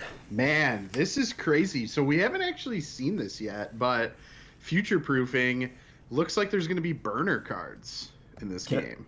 can I just point out before we get too deep in there too, the fact that we have still 36 people hanging out with us, and late and long shows. So big shout outs to those 36 people and all the people that were here earlier as well. So Yeah, thanks everyone for sticking around. This is only going to be like a 36-hour episode. It's yeah, fine. we're fine. We're fine. So Yeah. if a card has the expend icon, it requires the player to expend it in order to use its abilities. Oh, okay. Well said. So yeah, that's cool. Yeah, one-time use only stuff. That's I like it. interesting. I like it too. I wonder what we're gonna see. Maybe some like really powerful force powers or something. That'd be pretty cool. Hey, funny story just before we go too far into this. So my very first opponent, I was playing, excellent guy. We got playing. He's telling me, he's like, yeah, I'm relatively new. I've only played about 10 games or so. And then he was asking some questions, and he had a look at my list, and then he's like, so when do I get to access my impact grenades on my sideboard? I just sort of gave him the kind of like funny look, and I was Oh like, no. "Are you serious?" And he's like, "No, no, I'm just kidding. I'm just kidding." So he like, but he was just really just kind of had me there for a second. I was like, "Oh dear, am I going to need to have to explain that we don't have these sideboards in this?" And because then I actually did a double take on his list. I was like, "I looked at your list. You didn't have impact grenades." But anyway, so it was cool, like gotcha moment pre-game. So it was pretty awesome. But hey, maybe expend cards are maybe there is some sort of like Ooh, yeah, I know. We're getting some weird like loadout stuff, right? With the new guys. Maybe they have some expendable stuff. I don't know. yeah. That'd be cool. All right. Field Commander. Yeah, field commander. There was more stuff on expend. I'm not sure if you want to Oh, cover is this there? stuff Oh, yeah, here. yeah, Yeah. yeah, yeah. To expend a card, a player must rotate it 180 so it is oriented upside down. That indicates that the card has been Hold expended. hold on here. What if I only go 178 degrees? Is that a hard Oh, foul? I hope that there's some floor rule stuff with this. I'm I love when they make rules that you could bully people with the floor rules okay. with. Okay, new kit. Adding a protractor to my toolbox. I will measure your card, and if it is not 180 degrees, I am judge calling you so fast, Joe DePinto. Yeah, don't take it out of your sleeves. Don't flip it over. Don't put a token on it. It's got to be Don't 100 degrees. change You're game in state. trouble. Yeah. Yes. Yes. Yes. Thank Oh, I love this. I love this. Ex- Expended cards cannot be unexpended by any game effect. All upgrade cards begin the game unexpended. I would hope so. A card that does not have an expend icon cannot be expended. Okay. Oh, so So, then when you tap your HQ uplink, if you have been the player who rotates it like 90 degrees, don't even try to go past a 180, because I'll say right. you're trying to expend that sucker. Yeah. Yeah. Is that expended? It's because that Is it looks expended. judge? Yeah. Judge. All right. Oh, this is excellent. Excellent. The points value of expended cards equipped to that unit that are defeated are still counted when determining the total points value of defeated units. Okay, so that's kind of cool. That's like, I guess, a differentiating factor from X-Wing, right? Isn't that something in X-Wing? Yep. You've played it. I haven't really played it too much. Kyle Crosser's pointing out it's 1 point if you are not making sure your opponent only goes 180 degrees. So Yeah, right. You can actually get in trouble for not making sure your opponent did it correctly. that's why I'm The going to bring my protractor out. You think I'm being an a-hole? I'm actually just verifying that you have it at 180, so I don't get a point penalty. So, all right. wow. Enough of that. All right. Field Commander. I love it. So a unit with Field Commander keyword is able to issue orders in a limited capacity. When a player reveals a non-commander or operative specific command card, they may nominate a friendly unit with the Field Commander keyword as a commander and may issue orders from that unit. So it's kind of like a different different hub. It's almost like you have an operative, or operative specific cards. These are going to be generic cards that can come from field commanders, which would be kind of cool. A unit Yeah. nominated as field commander using the field commander keyword is treated as a commander only for the purposes of issuing the orders, meaning you're not likely to being able to use that commander's um, courage value.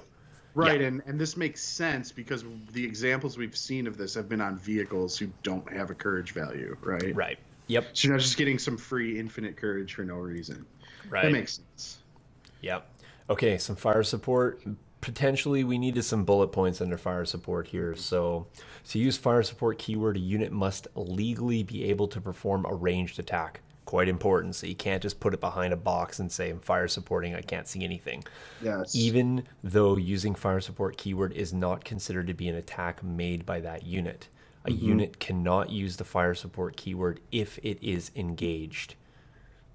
Fair. Right.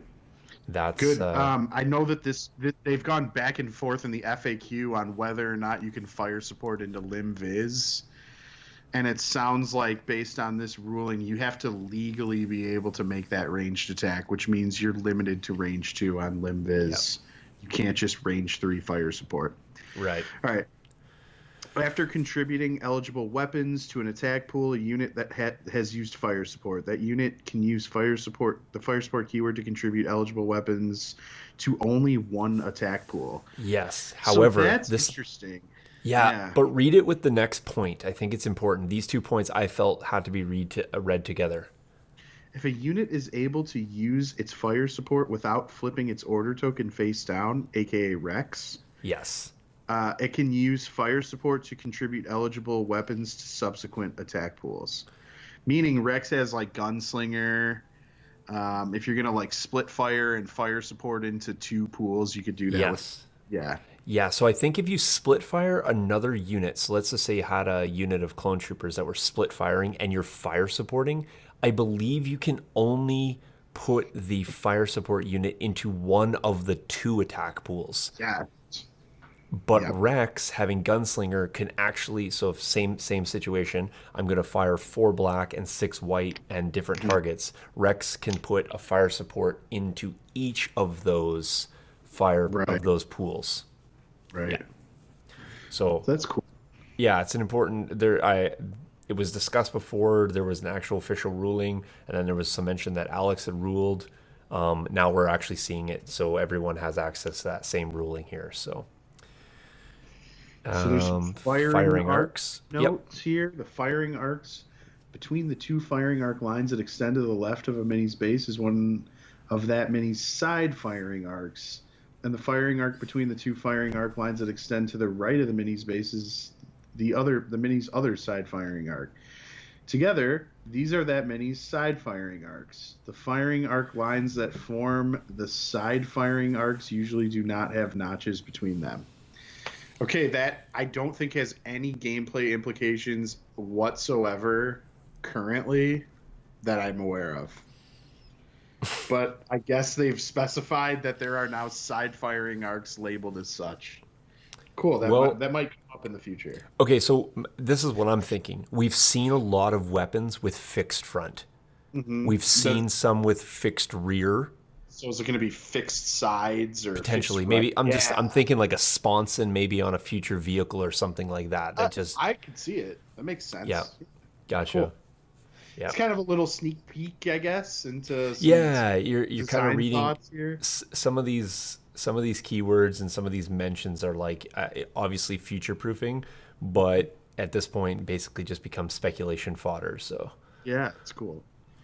Free actions. Geez, we've had a lot of mention of free actions. I can't imagine there'd be too many more points under here, but if an effect provides a unit with a free action of a certain type, such as a free attack action, performing that free action does not count against the unit's 2 actions, but is considered an action for the purposes of game effects, and therefore does not allow a unit to perform a non-move action more than once during its activation. I mean, this is literally the same thing that it said under action, but they now put it under free action, and they use the same Vader Relentless example. So we could probably skip this. Yeah, I'm going to skip it right now. Repetitive, but it's good. Okay. Fair enough. Graffiti token, nothing new there. Moving into the H's. Let's leave hostage card again for a vital assets discussion. Vital assets is going to make us revisit a whole bunch of sections in here, and I think it's just worthwhile in the interest of saving a bit of time coming back to visit that after. But sure. Hover ground and air X, Interesting. So hover air we haven't seen as far as I know, but hover ground is found on both of the new tanks. Right. Not all repulsor vehicles are speeders, and many use their repulsors to hover in midair, some only a short distance off the ground, and others many meters above the battlefield. Oh my god, are we getting some like X-Wings or something? I'm a little disappointed. I'm not sure about you, but this is coming out of the U.S. and they're actually using the metric system here. So I mean, as an American, I'd be offended. As a Canadian, I love the fact that they why didn't they put short distance instead of say only a few centimeters off the ground? Would have been more appropriate. Listen. I'm a man of science, Sean. So Okay. therefore, there's no confusion here. Okay. All right. Repulsor vehicles that do not have the Speeder X keyword will often have the hover keyword. Some Droid Trooper units also have the hover keyword. Interesting. I like that. There are two versions of the hover keyword, hover ground and hover air X. Both versions allow the unit to perform a standby and reverse action, even if it cannot normally perform that action or move. So that's cool. So the difference between a ground vehicle and like a repulsor vehicle that are hovering is that you can't stand by on a repulsor vehicle, but you can stand by on like a ground vehicle that has hover. That's cool. Additionally, if the unit's base has side notches, the hover keyword allows it to strafe.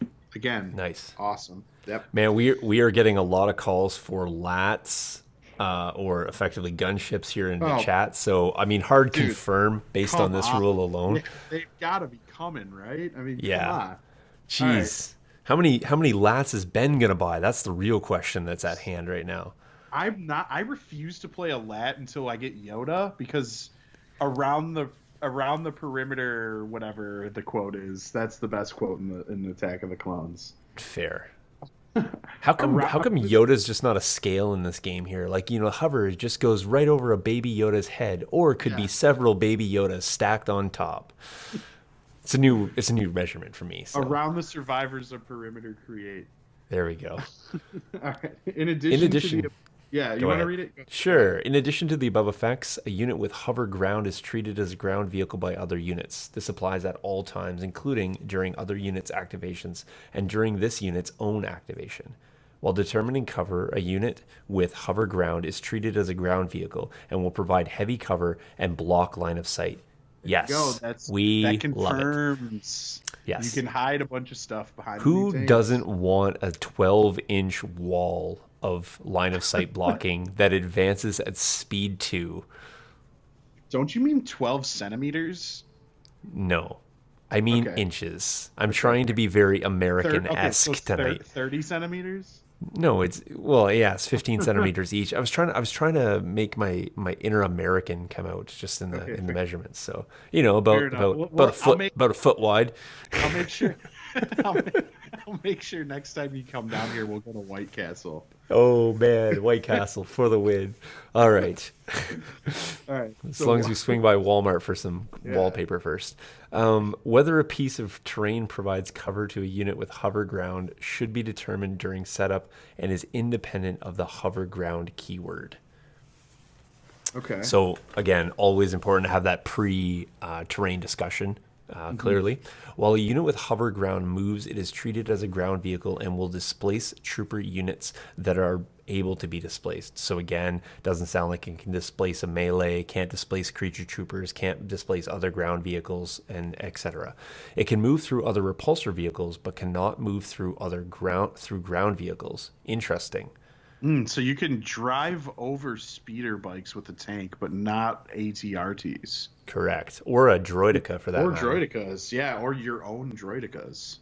Yeah, weird. Huh, but you could strafe around them, so that's fine. Yeah. Refer to the movement rules for ground vehicles when moving through other units. While another unit moves, it treats a unit with hover ground as a ground vehicle and cannot move through that unit unless it's a repulsor. Fair enough. So bikes could go through tanks. Yes. There we go. All right. What are we getting in chat here? Oh, I was just missing. Around the... Okay, there we go, Kyle. Kyle says Canadians are Americans. Okay, that's fair. And Jeff Okay. is going to buy so many lats that my army will enter every fight in them. Fair enough. Yes. I think you can buy frozen White Castle at Walmart. That might save. Yeah, I believe you can. Wow. Oh, there's nothing more American than that. Jeez. God, All I don't right. have time to go through the drive-through. I could just microwave these. Just Wow. microwave my stomach ache. A unit with hover ground is only treated as a ground vehicle by other units. For all other game effects, the unit is still a repulsor vehicle. Okay, interesting. So Okay. that, I guess, is why the two repulsors, speeder bikes and hover vehicles, can go through each other. It doesn't have a compulsory move, though, however, or at least a tank doesn't. Importantly, as a repulsor vehicle, it's still able to move uninhibited over many terrain types. Refer to additional terrain rules on Yeah. page 8 of how repulsor vehicles I think interact this with is certain. I think this is the difference between like a ground vehicle moving through heavy mud versus a tank like floating over it, right? Right. Can I just point That's out that margin of error seems quite large for these tanks? Yeah. yeah, if you don't glue that peg centered, Yeah, you're fair gonna enough. have a lot of overhang. Yeah. All right. A unit with the hover air X ignores terrain of height X or lower. Cool. So stuff's just gonna be straight up flying in the air. Not over my Kashyyyk tree, but Man, what is this, 40K? All right. While moving, it may move over terrain of height X or lower. It may end its move on terrain height X or lower. Oh, that's interesting. A unit with hover air X must still be placed as flat as possible on the battlefield after moving. Not all terrain that a unit can end their move on is perfectly flat, and players should agree before playing as to what terrain units cannot end their move on. However, as a general rule, if overlapping a piece of terrain causes a mini to be unstable or fall over, or causes the mini's base to be at an angle greater than 45 degrees, that mini cannot end its move in that position. Same thing we've seen with like the yeah. air speeder and stuff.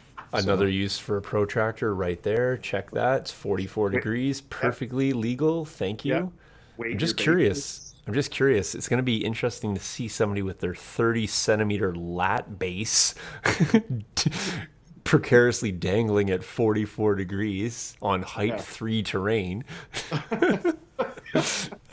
Please don't knock over my $400 model. Ugh. Pure speculation.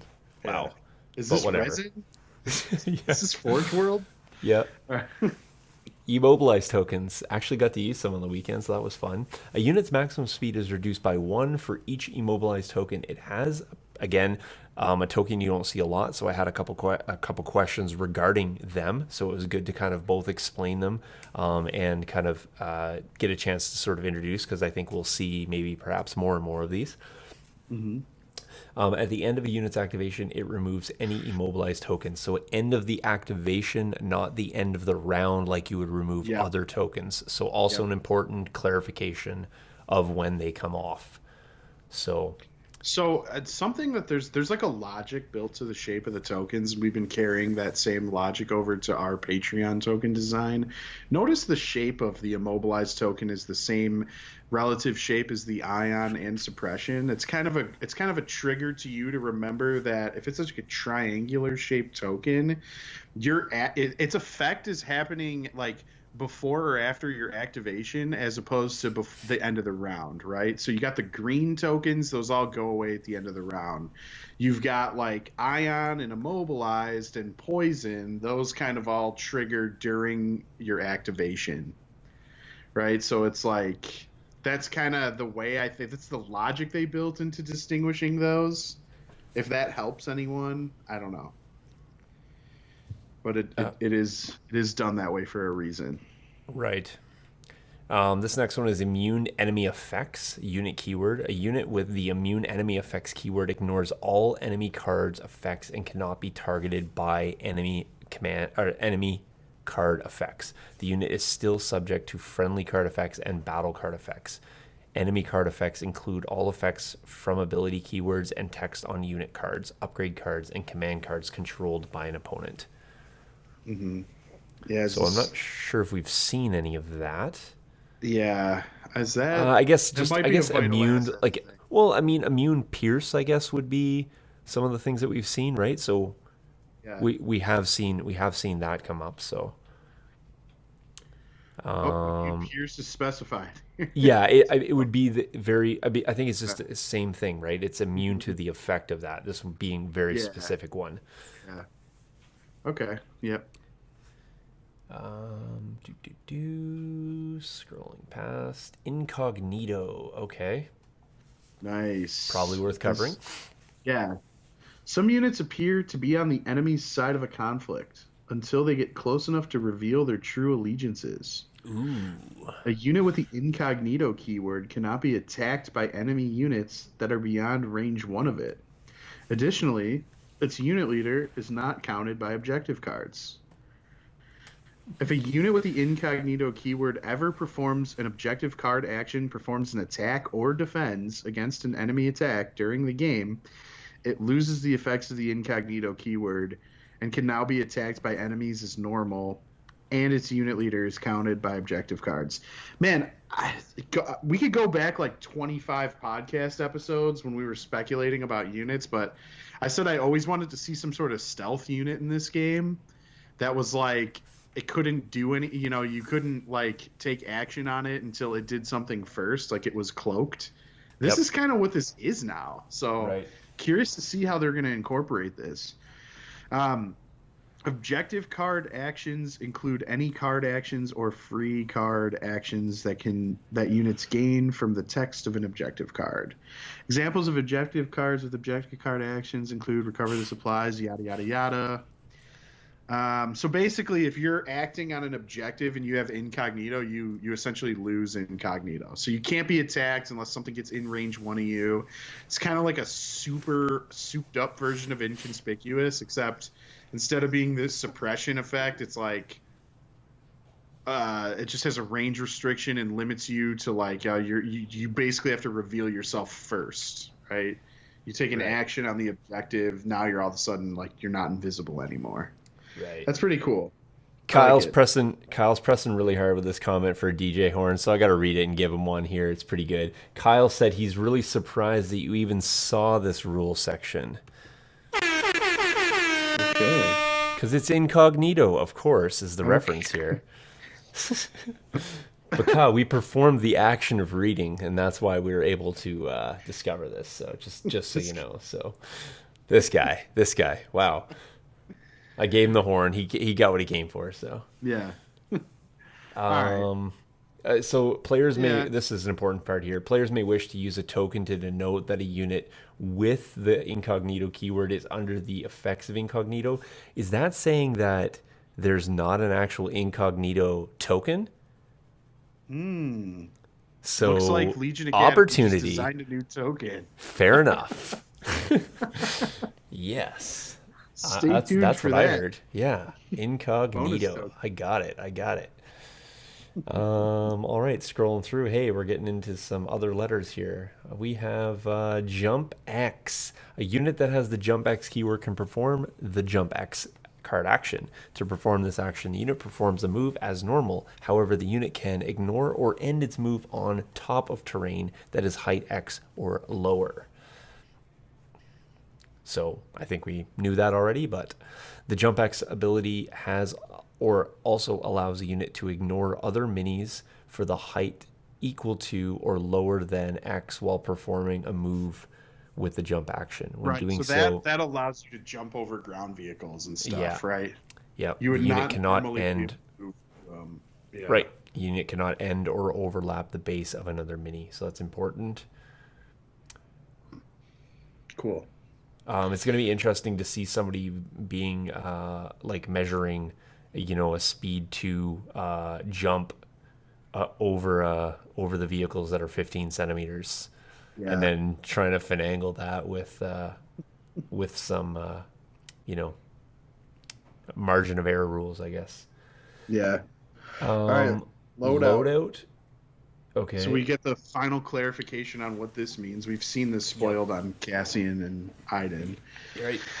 A unit with a loadout keyword is adaptable and prepared for multiple contingencies. They're able to customize their equipment and hone their skills before each mission. When a player includes a unit with a loadout keyword in their army, for each upgrade card equipped to that unit, they may choose another upgrade card of the same type with equal or lesser point cost and set it aside.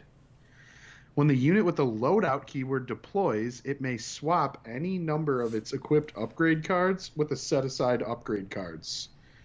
So that's pretty cool because that means it's like I can take, I can build a list that has Hunter on it, for example, and and because that's like 6 points, I could decide if I want to set on my sideboard, which is now a thing. You could tell your friends up there. You can maybe put like offensive push on the side, and then when you deploy, you can be like, you know what? Instead of Hunter, because you don't have any multi-wound units, so I'm really not going to get the benefit of Hunter ever in this game. I'm just going to swap Hunter for offensive push. That's what loadout does. I mean, that's awesome. There's a couple other points here. It just says that it has to be able to take it. You can only swap it aside for things you already have set aside. So you have a clearly defined your loadout. If two or more units will one card, right? Like so you could have the choice of 2 cards. Yeah. If 2 or more units with loadout are in the same army, you have to keep their respective set-aside upgrades separate, so you can't have like 2 loadouts and then swap interchangeably between those. A counterpart card that is added to a unit with the loadout keyword also benefits from the loadout ability. So there you go. You don't, I guess if it's a counterpart and it doesn't have the loadout specific term, it can still benefit from a potential upgrade that is added to the unit. So yeah, I think it's cool. It's a really neat thing. Yeah, it's again a nice way to like not take an upgrade that's wasted points, so you can potentially get some more traction out of things. I mean, we've all taken an upgrade that we put in there swap some grenades around, right? Right. Like, yeah.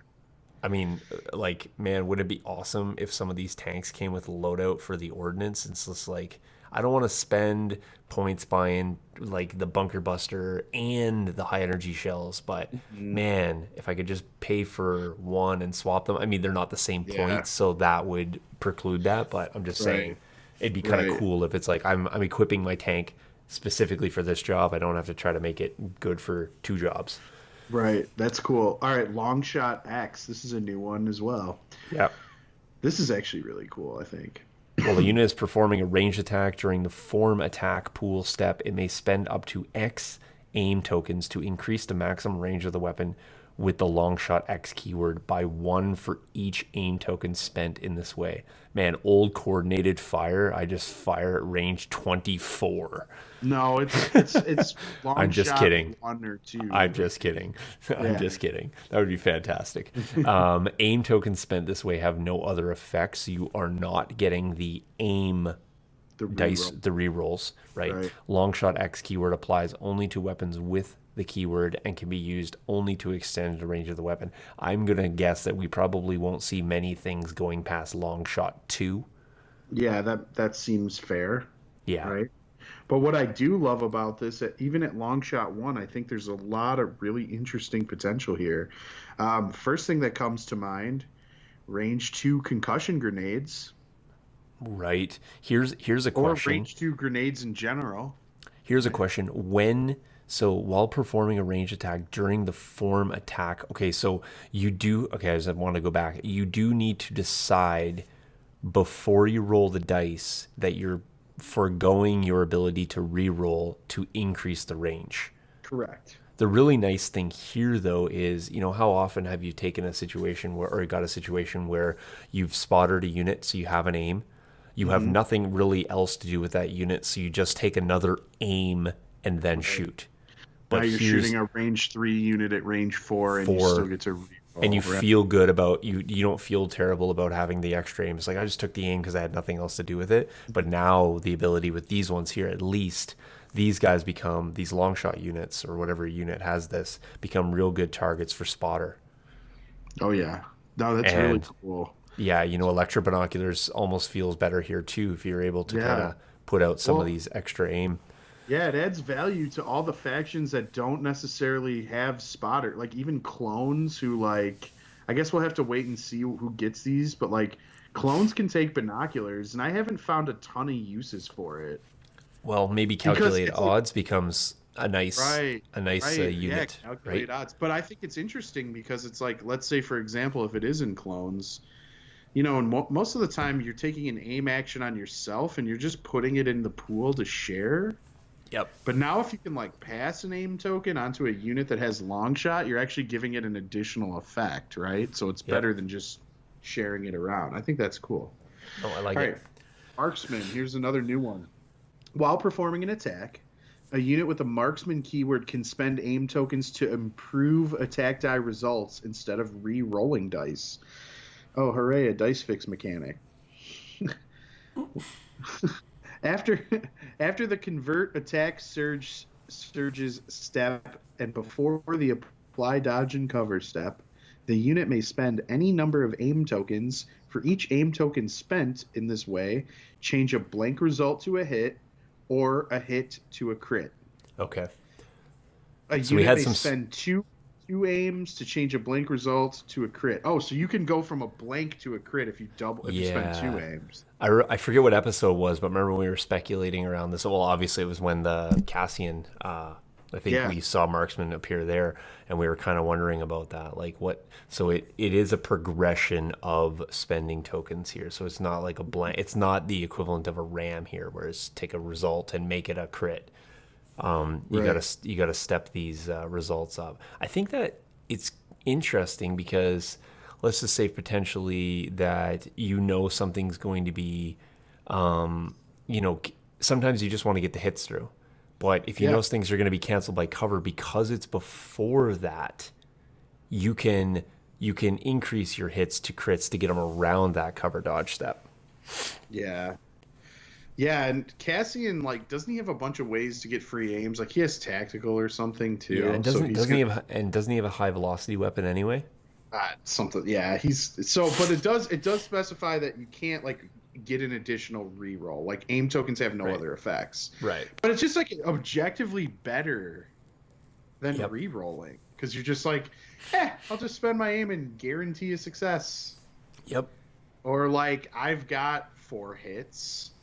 And I have an aim that I didn't spend, so I'm just going to change one into a crit. Because why not? Right. This next one's under melee here, and this is quite important. This has come up in several games, and I really like the additional bullet point here. So it's saying that a mini cannot be in base contact with multiple enemy units. And then the caveat here is that, in fact, it can be if multiple enemy units join later. So for example, if I push a unit into melee and there's 2, I can't be in base contact with both on my move into contact. However, my opponent's subsequent move, that one that was not engaged, can engage with me, and now effectively I am engaged with multiple units. But I cannot make base contact with 2 simultaneously. Right. Just like, okay, this whole blob is engaged together. And then when it's your turn to activate, if you want to punch something, you could choose which of those 2 you want to punch. Yeah. I think that points out important clarification and distinction, and this came up in the weekend game, and my fault for not asking. When you're pushing into a blob, make sure that A, you know what is there, and 2, you are very declarative with your opponent as to which unit you are initially engaging with. Mm-hmm. Just pointing that out, because you may, given the fact that we have some error in this game, you may have a unit migrate in, just happens to be, when you're cohering or whatever, you bump a model. Just be very declarative with who is in contact, who is not in contact, and make sure that you keep that distinction very clear. Right, and there's also something to be said about like using multiple activations of troopers to like body block. Yep. There's lots of weird interactions with that. I've used it a few times. Yep. Okay, they've defined miniature. Okay, because I didn't know previously, so anything continue. that you put on the table. Yeah, we could skip this section. Do you want to go back to the point that most troopers are affixed to round bases? Yes, that's an important thing. Were you clear that notch bases were also used in this game? Yes. Okay, fair enough. And what about clear pegs? Mm-hmm. Okay, good. My, All right. mine are all foggy because I've put super glue on. Yeah, fair enough. Your track, I want to put down here. Movement. A primary way that units move is by performing a move action. So if you weren't, I always thought that they were Okay. force pushed and pulled. That's how my move. That's how my minis are always moving around. And then they always get choked at the end. But anyway, Yeah. whatever. When a unit performs a move action, it performs a standard move, reverse, strafe, pivot, climb, clamber, embark, or disembark. Okay, so here's where sometimes this gets confused. It performs a standard move. That's one actual movement type, not to be confused with reverse, strafe, pivot, climb, clamber, embark, and disembark, which are all non-standard moves. Mm-hmm. I think this is where the confusion comes in, where they use standard move in the same sentence as all the rest, just keeping in mind that they are not in fact standard moves and have their own unique characteristics to each movement type. So, I don't think that's necessarily important there. Trooper movement summary: a trooper mini that is engaged cannot perform moves except to withdraw. Okay, fair. And again, it's all of its available actions, not two actions. We've already clarified that. When an emplacement trooper mini withdraws, it can perform free actions and use its abilities. We covered that already. We've covered off what creature troopers can do. Again, they can use free actions. So moving a bit quickly here, a little less context down here. There's a clarification under notch. I can't wait to read this one. The space created by the notch in a mini's base should be treated as part of the mini's base. We've already covered that. Okay, good. Fair enough, but I'm glad it's in there twice, just in case you weren't clear. Okay, this one, under objective tokens, you'd think it's pretty straightforward. Lots of questions around objective tokens. What is an objective token versus a condition token also is important distinction for players. So when placing an objective token on the battlefield, objectives cannot be placed under a piece of terrain. Anyone who has ever done that, okay, fair enough. We're just going going to use bike horn for idiot. We don't say that. That's bad.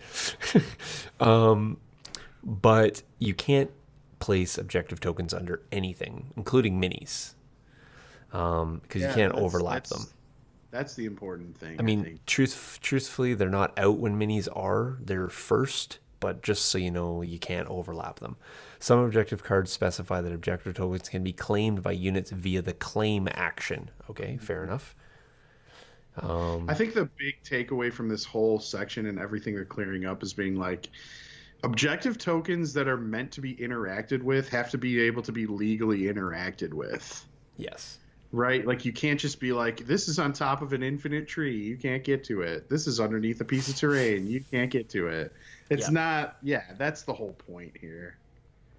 I think some people get confused, though, thinking objective tokens qualify with the same conditions that mine tokens do, and it's not actually true. You can place mines under minis and under tanks and even under corners of buildings. Like that can happen. But you can't do that with objective tokens. So just keeping that in mind. So then there's a bunch of stuff around drop and sabotage and repair. They basically can interact with the tokens. So making sure that units have the ability to do that. Usually the objective cards tell you who can and cannot interact with those, and they gain those keywords is typically how it's worded. So operatives here, we have already covered that they have their own objective cards. When an operative is defeated, obviously those cards are discarded. But they are not discarded from your hand. They just can't be played. It's up to you whether you discard them or not. Same thing as Commander, basically. We already covered this. It's the same logic.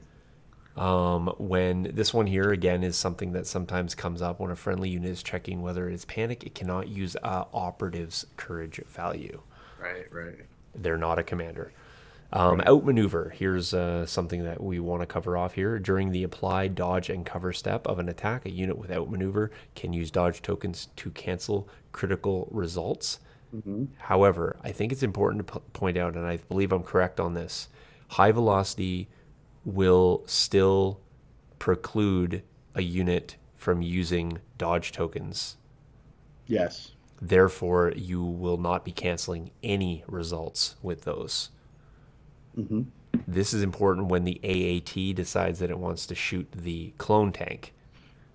Yep. Using high velocity weapons will not allow Plo Koon to use his plethora of dodge tokens. Right. In my estimation of the rule here. Yeah, I think that's correct. Nothing under panic.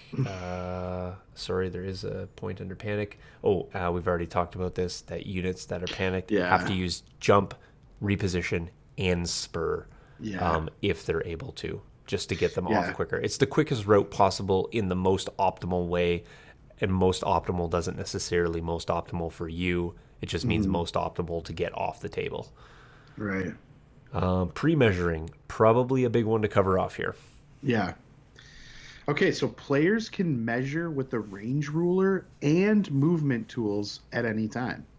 So this actually changed because specifically before you were not allowed to use the movement tool to measure anything unless you were activating that unit specifically.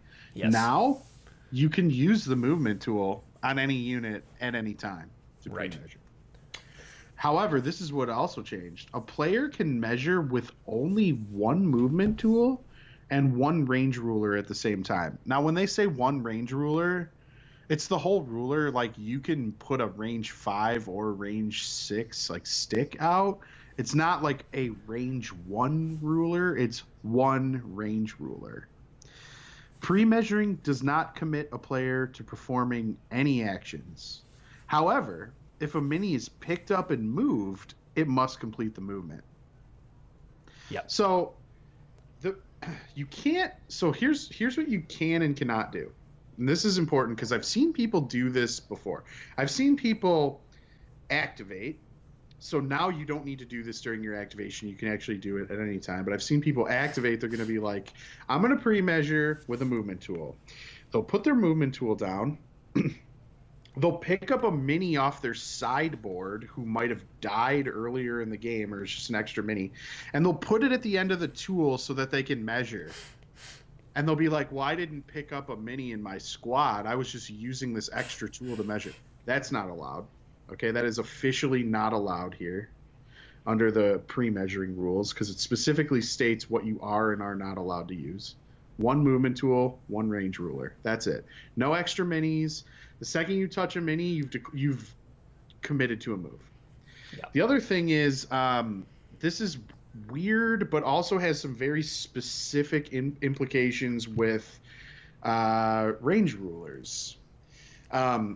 One thing I know I've done, so I'm not even gonna like say that this is wrong for doing it necessarily, but it's definitely like not allowed anymore.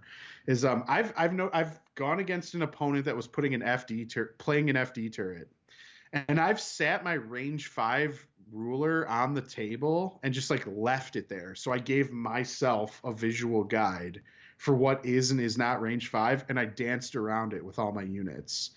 That's not really allowed anymore because like while I can technically do that, I can't measure anything else. So that's like something to keep in mind. I like to call this rule the "this is not TTS" rule. Yes, yeah, you can't just sit there. That's a big point. You know, that's a big thing. You can't just sit here and take 3 range 3 sticks and put them in next to like 3 units and be like, okay, those guys are all gonna stand by and blah blah blah, and I'm gonna triangulate my position to be in the only spot that I cannot be hit by anything, and I'm gonna take 20 minutes to do so. Right. Stop playing 3-round games in a 2.5-hour tournament because you're ultra over measuring. Or just stop playing TTS games on the tabletop. Right. Just stop. Yeah. So this is actually, I think, an awesome rule. I also think this is kind of cool because while it doesn't necessarily encourage gotcha moments, it does kind of make it so that when you're doing clone standby sharing, you're kind of hiding some information. Because when you're doing the clone standby sharing and there's like 4 or 5 units that could potentially spend a standby at range 2 to 3, it's kind of nice to not have your opponents sit like 5 sticks down on the table and dance around that. And then just be like, yeah, you walked into that, man. Like, I set that trap for you. You measured once. You walked into it, and you can't take your move back. Yep. So, we're gonna continue covering off the next few rules, but from chat, the 20 people are still hanging out. I want you to just simply give us one word responses. Is this pre-measuring rule and the ability to use movement tools now going to increase, decrease the time it takes players to do things? I'm not necessarily convinced that it's going to be a speed mechanism, but I'm interested to see what you guys say. All yeah. right. We already covered off this rally rule. RAM, no changes to RAM. Hmm. Ranged weapons, I think that's pretty straightforward. It's Ranged basically attacks or using the fire specifying support fire keyword. support. Yeah. Yep. Reliable X, we're getting increase from Douglas. Reliable X, at the start of the activation phase, a unit with a Reliable X gains X surge tokens. Yep. Okay. That's phase 2 clones are getting that. It's good. Yep, fair. So it's just start with All that. right. Now, I also had somebody was asking. I'm not even sure who it was. They were just curious about aggressive tactics and whether if they had an order token, would they get another one? Yes, you get Yeah. two. One from reliable, one from your choice to issue that via aggressive tactics. So Yeah. It's why clones just got a lot better, I think, because they take like 2 to 3 phase 2s now, and now it's like they went from having 2 to 4 surges to like 4 to 6 surges on the table. yep. You know. And then we have Repair X. Repair X capacity Y is a card ability that can be performed as an action or free actions. Quite important. Remembering R2 because I is not believe a R2 free is action. not a free action. The repair droids are. So that's just something that if you have somebody running both those in a list, you may encounter somebody just not I'm not saying they're doing it maliciously, but may get in the habit of, oh, these are free ones, and then just do it free with R2 or vice versa, thinking that you need to spend an action on the droids because you're spending an action on R2. So it's kind of like old and new kind of combining, and if they're in the same Right. list, you potentially may just have somebody misspeak and take an action or forget an action. So More importantly, to clear up with repair capacity, this is something that's been a point of confusion for some people. The repair X and the capacity Y essentially happen independently of each other. So, for example, you see that R2 has repair 2, capacity 2. The X value is how many tokens you can remove from a repair action. So R2 can clear 2 tokens, whether it's 2 wounds, a wound or a damage token, whatever. and it's up to 2. Up to 2. So Yes. it can be 1. Yep. Capacity is when you do that repair action, you put 1 wound token on your card. Your capacity is 2. So R2 can actually heal 4 damage. Yeah. He can heal 2 damage twice, not 2 damage and then that's his cap of 2. Yeah. So that's an important distinction. I think people have been confused by that. So Personally, Joe, I actually prefer to use wrench tokens. yes, Legion Academy wrench tokens. Yes. Yes, they were really popular at the tournament when I was like showing people. I just like put them out. I'm like, oh, see, I'm healing up. I'm pulling this wrench off. Again, no confusion with the wounds, no confusion with the syringes even.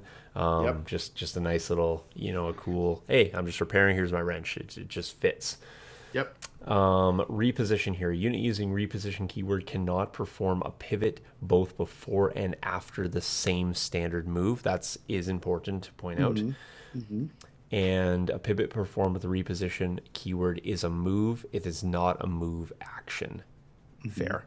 So just again, things that trigger off move actions wouldn't be triggered off that. So no free dodges from agile, just from a pivot. correct. Then we have a ton of stuff under reverse here, so we'll try to whip through this stuff here. Only ground vehicles, creature troopers, and replacement troopers can perform a reverse. Fair. I mean, troopers don't reverse, they just move backwards, I guess. While performing a reverse, a mini moves along the path created by the movement tool, and its base must not overlap terrain or units that it cannot move through. This comes up so often. Somebody will put down the movement tool, and this comes up in other games. I see other players doing this. You have to move that mini base along that movement tool. It needs to be able to clear anywhere on the path. It's not from point A to point B. It moves along the entirety of the base. So just pointing that out, that the entire path must be clear. So be careful around buildings, be careful around other vehicles that you can't move through. A lot of times people get their RTs or Tauntauns sort of jammed up. You have to make sure that you aren't moving through other miniature bases. Even the edge, it just has to have a full path. A player can adjust the joint of the movement tool while performing a reverse. That's fine. Just so if you just got to finagle that a little bit, that's fine.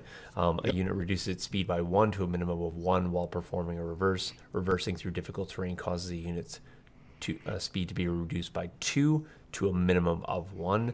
And performing a reverse while having 1 or more immobilized tokens can cause a unit's speed to be 0.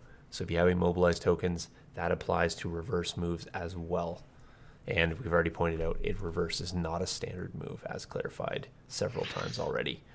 Yeah, Secret mission. I said earlier that you might be able to reverse at full speed if you're hovering. I don't think that's right.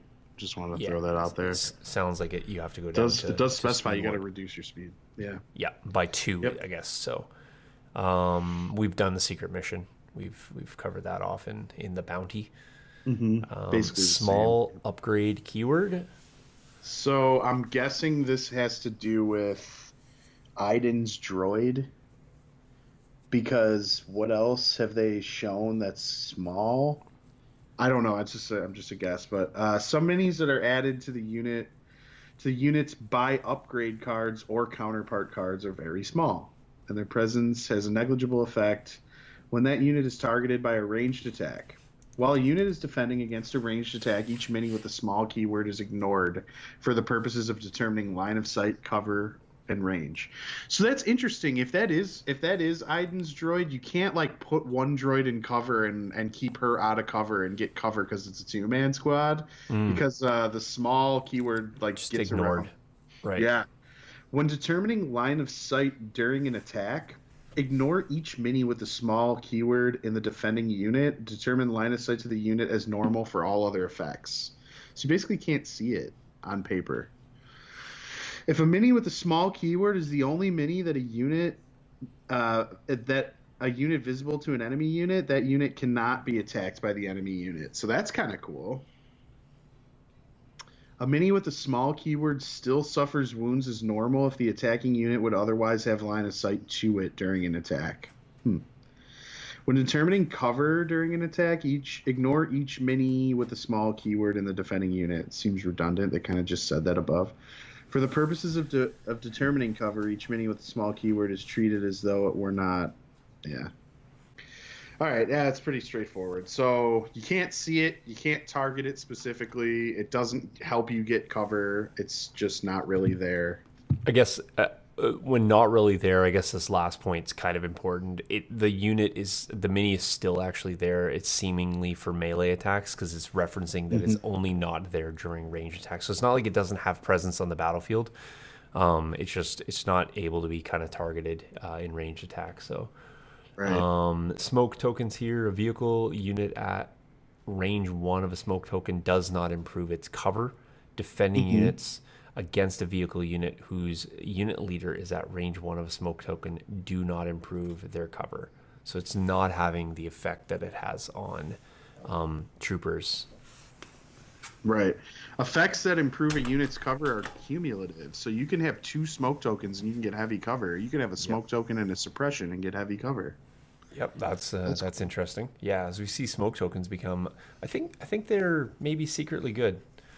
Dude, I think they secretly just need to be a free action that exhausts, and then they'll be good, or like 2 points cheaper. What about if they were just expend? Free action, but expend once. Pop that's smoke. Even better. Pop that's smoke, even better. And that's it, right? Yeah. We just got a keyword that fixes them. Come on, guys. Make them 4 points and expendable. That's the only thing though is just make sure that you chuck that sucker up to 180 degrees. If not, hard foul. Get out. Get out. Okay. Okay, spur. We've covered that off. You just got to use it if you panic. A unit cannot spend more than 1 standby token per per instance of being able to spend a standby token, even if that unit is able to spend standby tokens from other units. But basically, as described to you by me, or you to me, just can't have that unit out there with the Z6 spending off 5-6 standby tokens. Correct. Yeah. So that's what's weird is like you can spend multiple standby tokens in the same action window. It just has to be with different squads. Right? Like I could have 2 or 3 Z6s trigger standbys at the same time, but they have to be like they each can do it once. You can't just like have one phase 2 Z6 scoop up 5 standbys off your other clones, you know?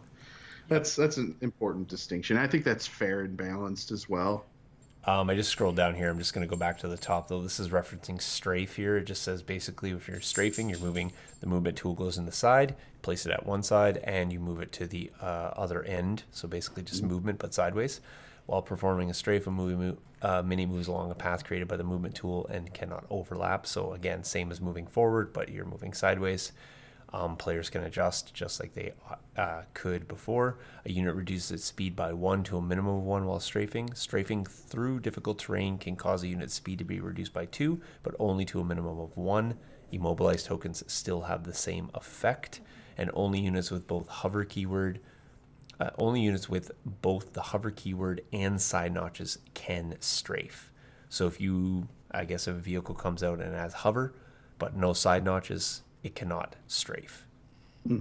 Yeah, actually it just says that right there. A unit with a hover keyword, but not with side notches, cannot strafe. Fair enough. Yeah. Supply deck looks like that's going to happen in the new Vital Assets pack. Yeah, Lots of cool stuff, though. They specified, all the specific card names that you're going to get. Yeah. Back to capsules, arc welder, camouflage, grapnel harpoon. There's a lot of cool stuff.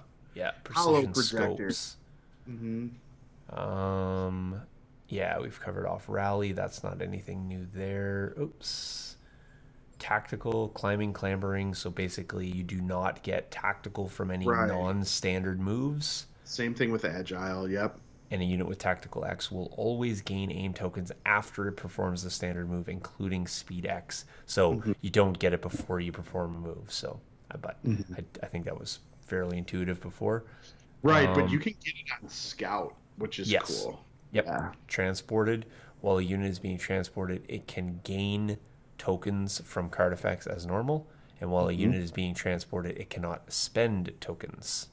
Right. So you can't spend. It's like you can gain a standby, but it'll never do anything. You could gain a dodge, but you can't spend it. Right, unless you get out of the thing that you're being transported. Yeah, I guess. Yeah, you could gain the token, not be able to use it, and then use it when you get out. Right. Treats basically the same thing. Yep. It could be a free action or an action. They just kind of. Yep, just specify the same. Unit upgrades. There we go. We got the new upgrade icon of ordnance. Yep. Cool. So nothing else new there. I'm kind of glad that we're sort of not seeing a whole bunch of these added every single time. And I'm really glad that we're, somebody was asking me the other day, do you think we'll get any new unit types? Do we need any? Can we not just slot them into the existing ones we have now? Right. And do we need more tokens to clutter up our activation control? I kind of hope not. No. Right. The resilience values, some upgrades. That's just talking a little bit about that. It's not. I guess vehicles. Okay, so minis are typically attached to small round bases. Vehicles are unit types that consist of one or more miniatures, and they're usually affixed to notch bases. Very cool. So there you go. It's the third time it said that in the RRG. Yeah, fair enough. If you got to this point in the RRG and you don't know what a miniature is and what it's attached to, probably none of the above made any sense to you. It's time to swap to Magic. It's time to swap to Hello Kitty Island Adventure. And at least you know what a sideboard is at that point. So yeah. By the way, thanks to anyone who's still with us. We're almost 3 hours in. This is a pretty dense new RRG. So we knew it was going to be so. Yeah. A unit with no this is important, I guess, tucked way down at the bottom here. A unit with no actions meaning it has no available actions, cannot withdraw. And if you go back to that earlier caveat where I said it's not 2 actions, it is you have no available actions, therefore you cannot spend any action, any number of actions to withdraw, and therefore you are stuck. Right, so ion droids can't withdraw because they're just being zapped. They can't do anything. 2 ion tokens on a droid? It's just stuck there. Ken Horton, who is actually still with us, just realizing there's a Hello Kitty game, and he's gone. Well, nice to see you, Ken. Thanks. Yeah, we kept him for 2 hours and 40 minutes. Luckily, we didn't drop that in the first 3 minutes because we would have lost him at that point. There was an errata. Yep. And it's there's multiple flavor text changes, but there's a big errata to comms relay. Yeah, commanding presence here, this upgrade card. So we left the big comms relay thing right to the end. Sorry, all you shore trooper people. We're going to tell you at the end that your list is no longer. It's not actually that bad. I think Shoreline's still pretty good. Ken's looking for some Hello Kitty terrain videos.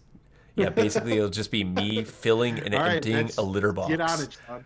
Yeah, it's me filling and emptying a litter box. That's it. So, commanding presence says this upgrade card should read when issuing orders, you can issue orders at range 1 to 4. So, this came up on the weekend. Just to clarify, it does not increase your what do I want to say? Your motivation or your courage bubble.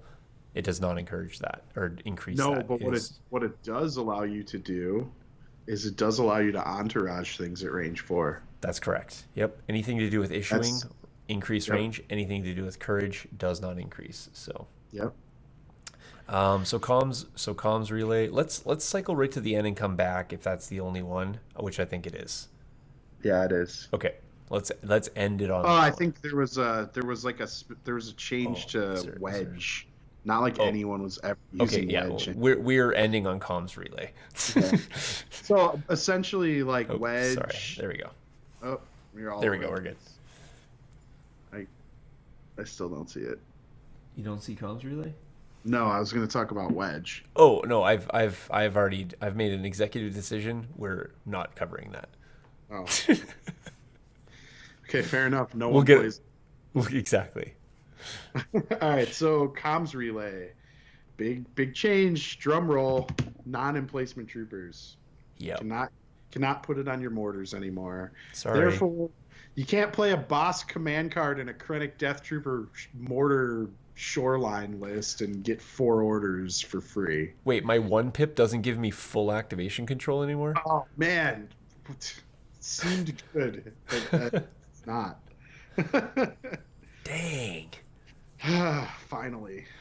Yeah, I you know what? It's a simple fix. I don't think that it breaks Shoreline. It doesn't break their efficiency. They're still good. They still put out high damage output. T21B is still good. You just have to pull some tokens out of a bag and have a little bit more randomness to your pulls. Or if you want to play a traditional Shoreline and still have the cheesy activation control, you have to pay a bunch of extra points for HQ uplinks. Yeah. And comms techs. So you can still do it, but you probably have to cut a sniper out of that list. Yeah, pay a premium. Yeah. Right. Which is good. Which is fine. So the flavor's still there. The abusiveness of it is toned way down. Yeah. Which I love. And quite honestly, I've seen matter of fact, the guy who won the tournament this weekend had a Dewback in it. He also had some shore troopers, he had a mortar, he had an E-web, and he had none of this comms relay shenanigans in there and did perfectly fine. And to be quite honest, although this is probably a rarity, he wasn't even really familiar with how it all worked. Yeah. He still found great functionality out of his list. So let me tell you something that I've noticed I think is going to just hard take its place based on a couple of games I've played recently.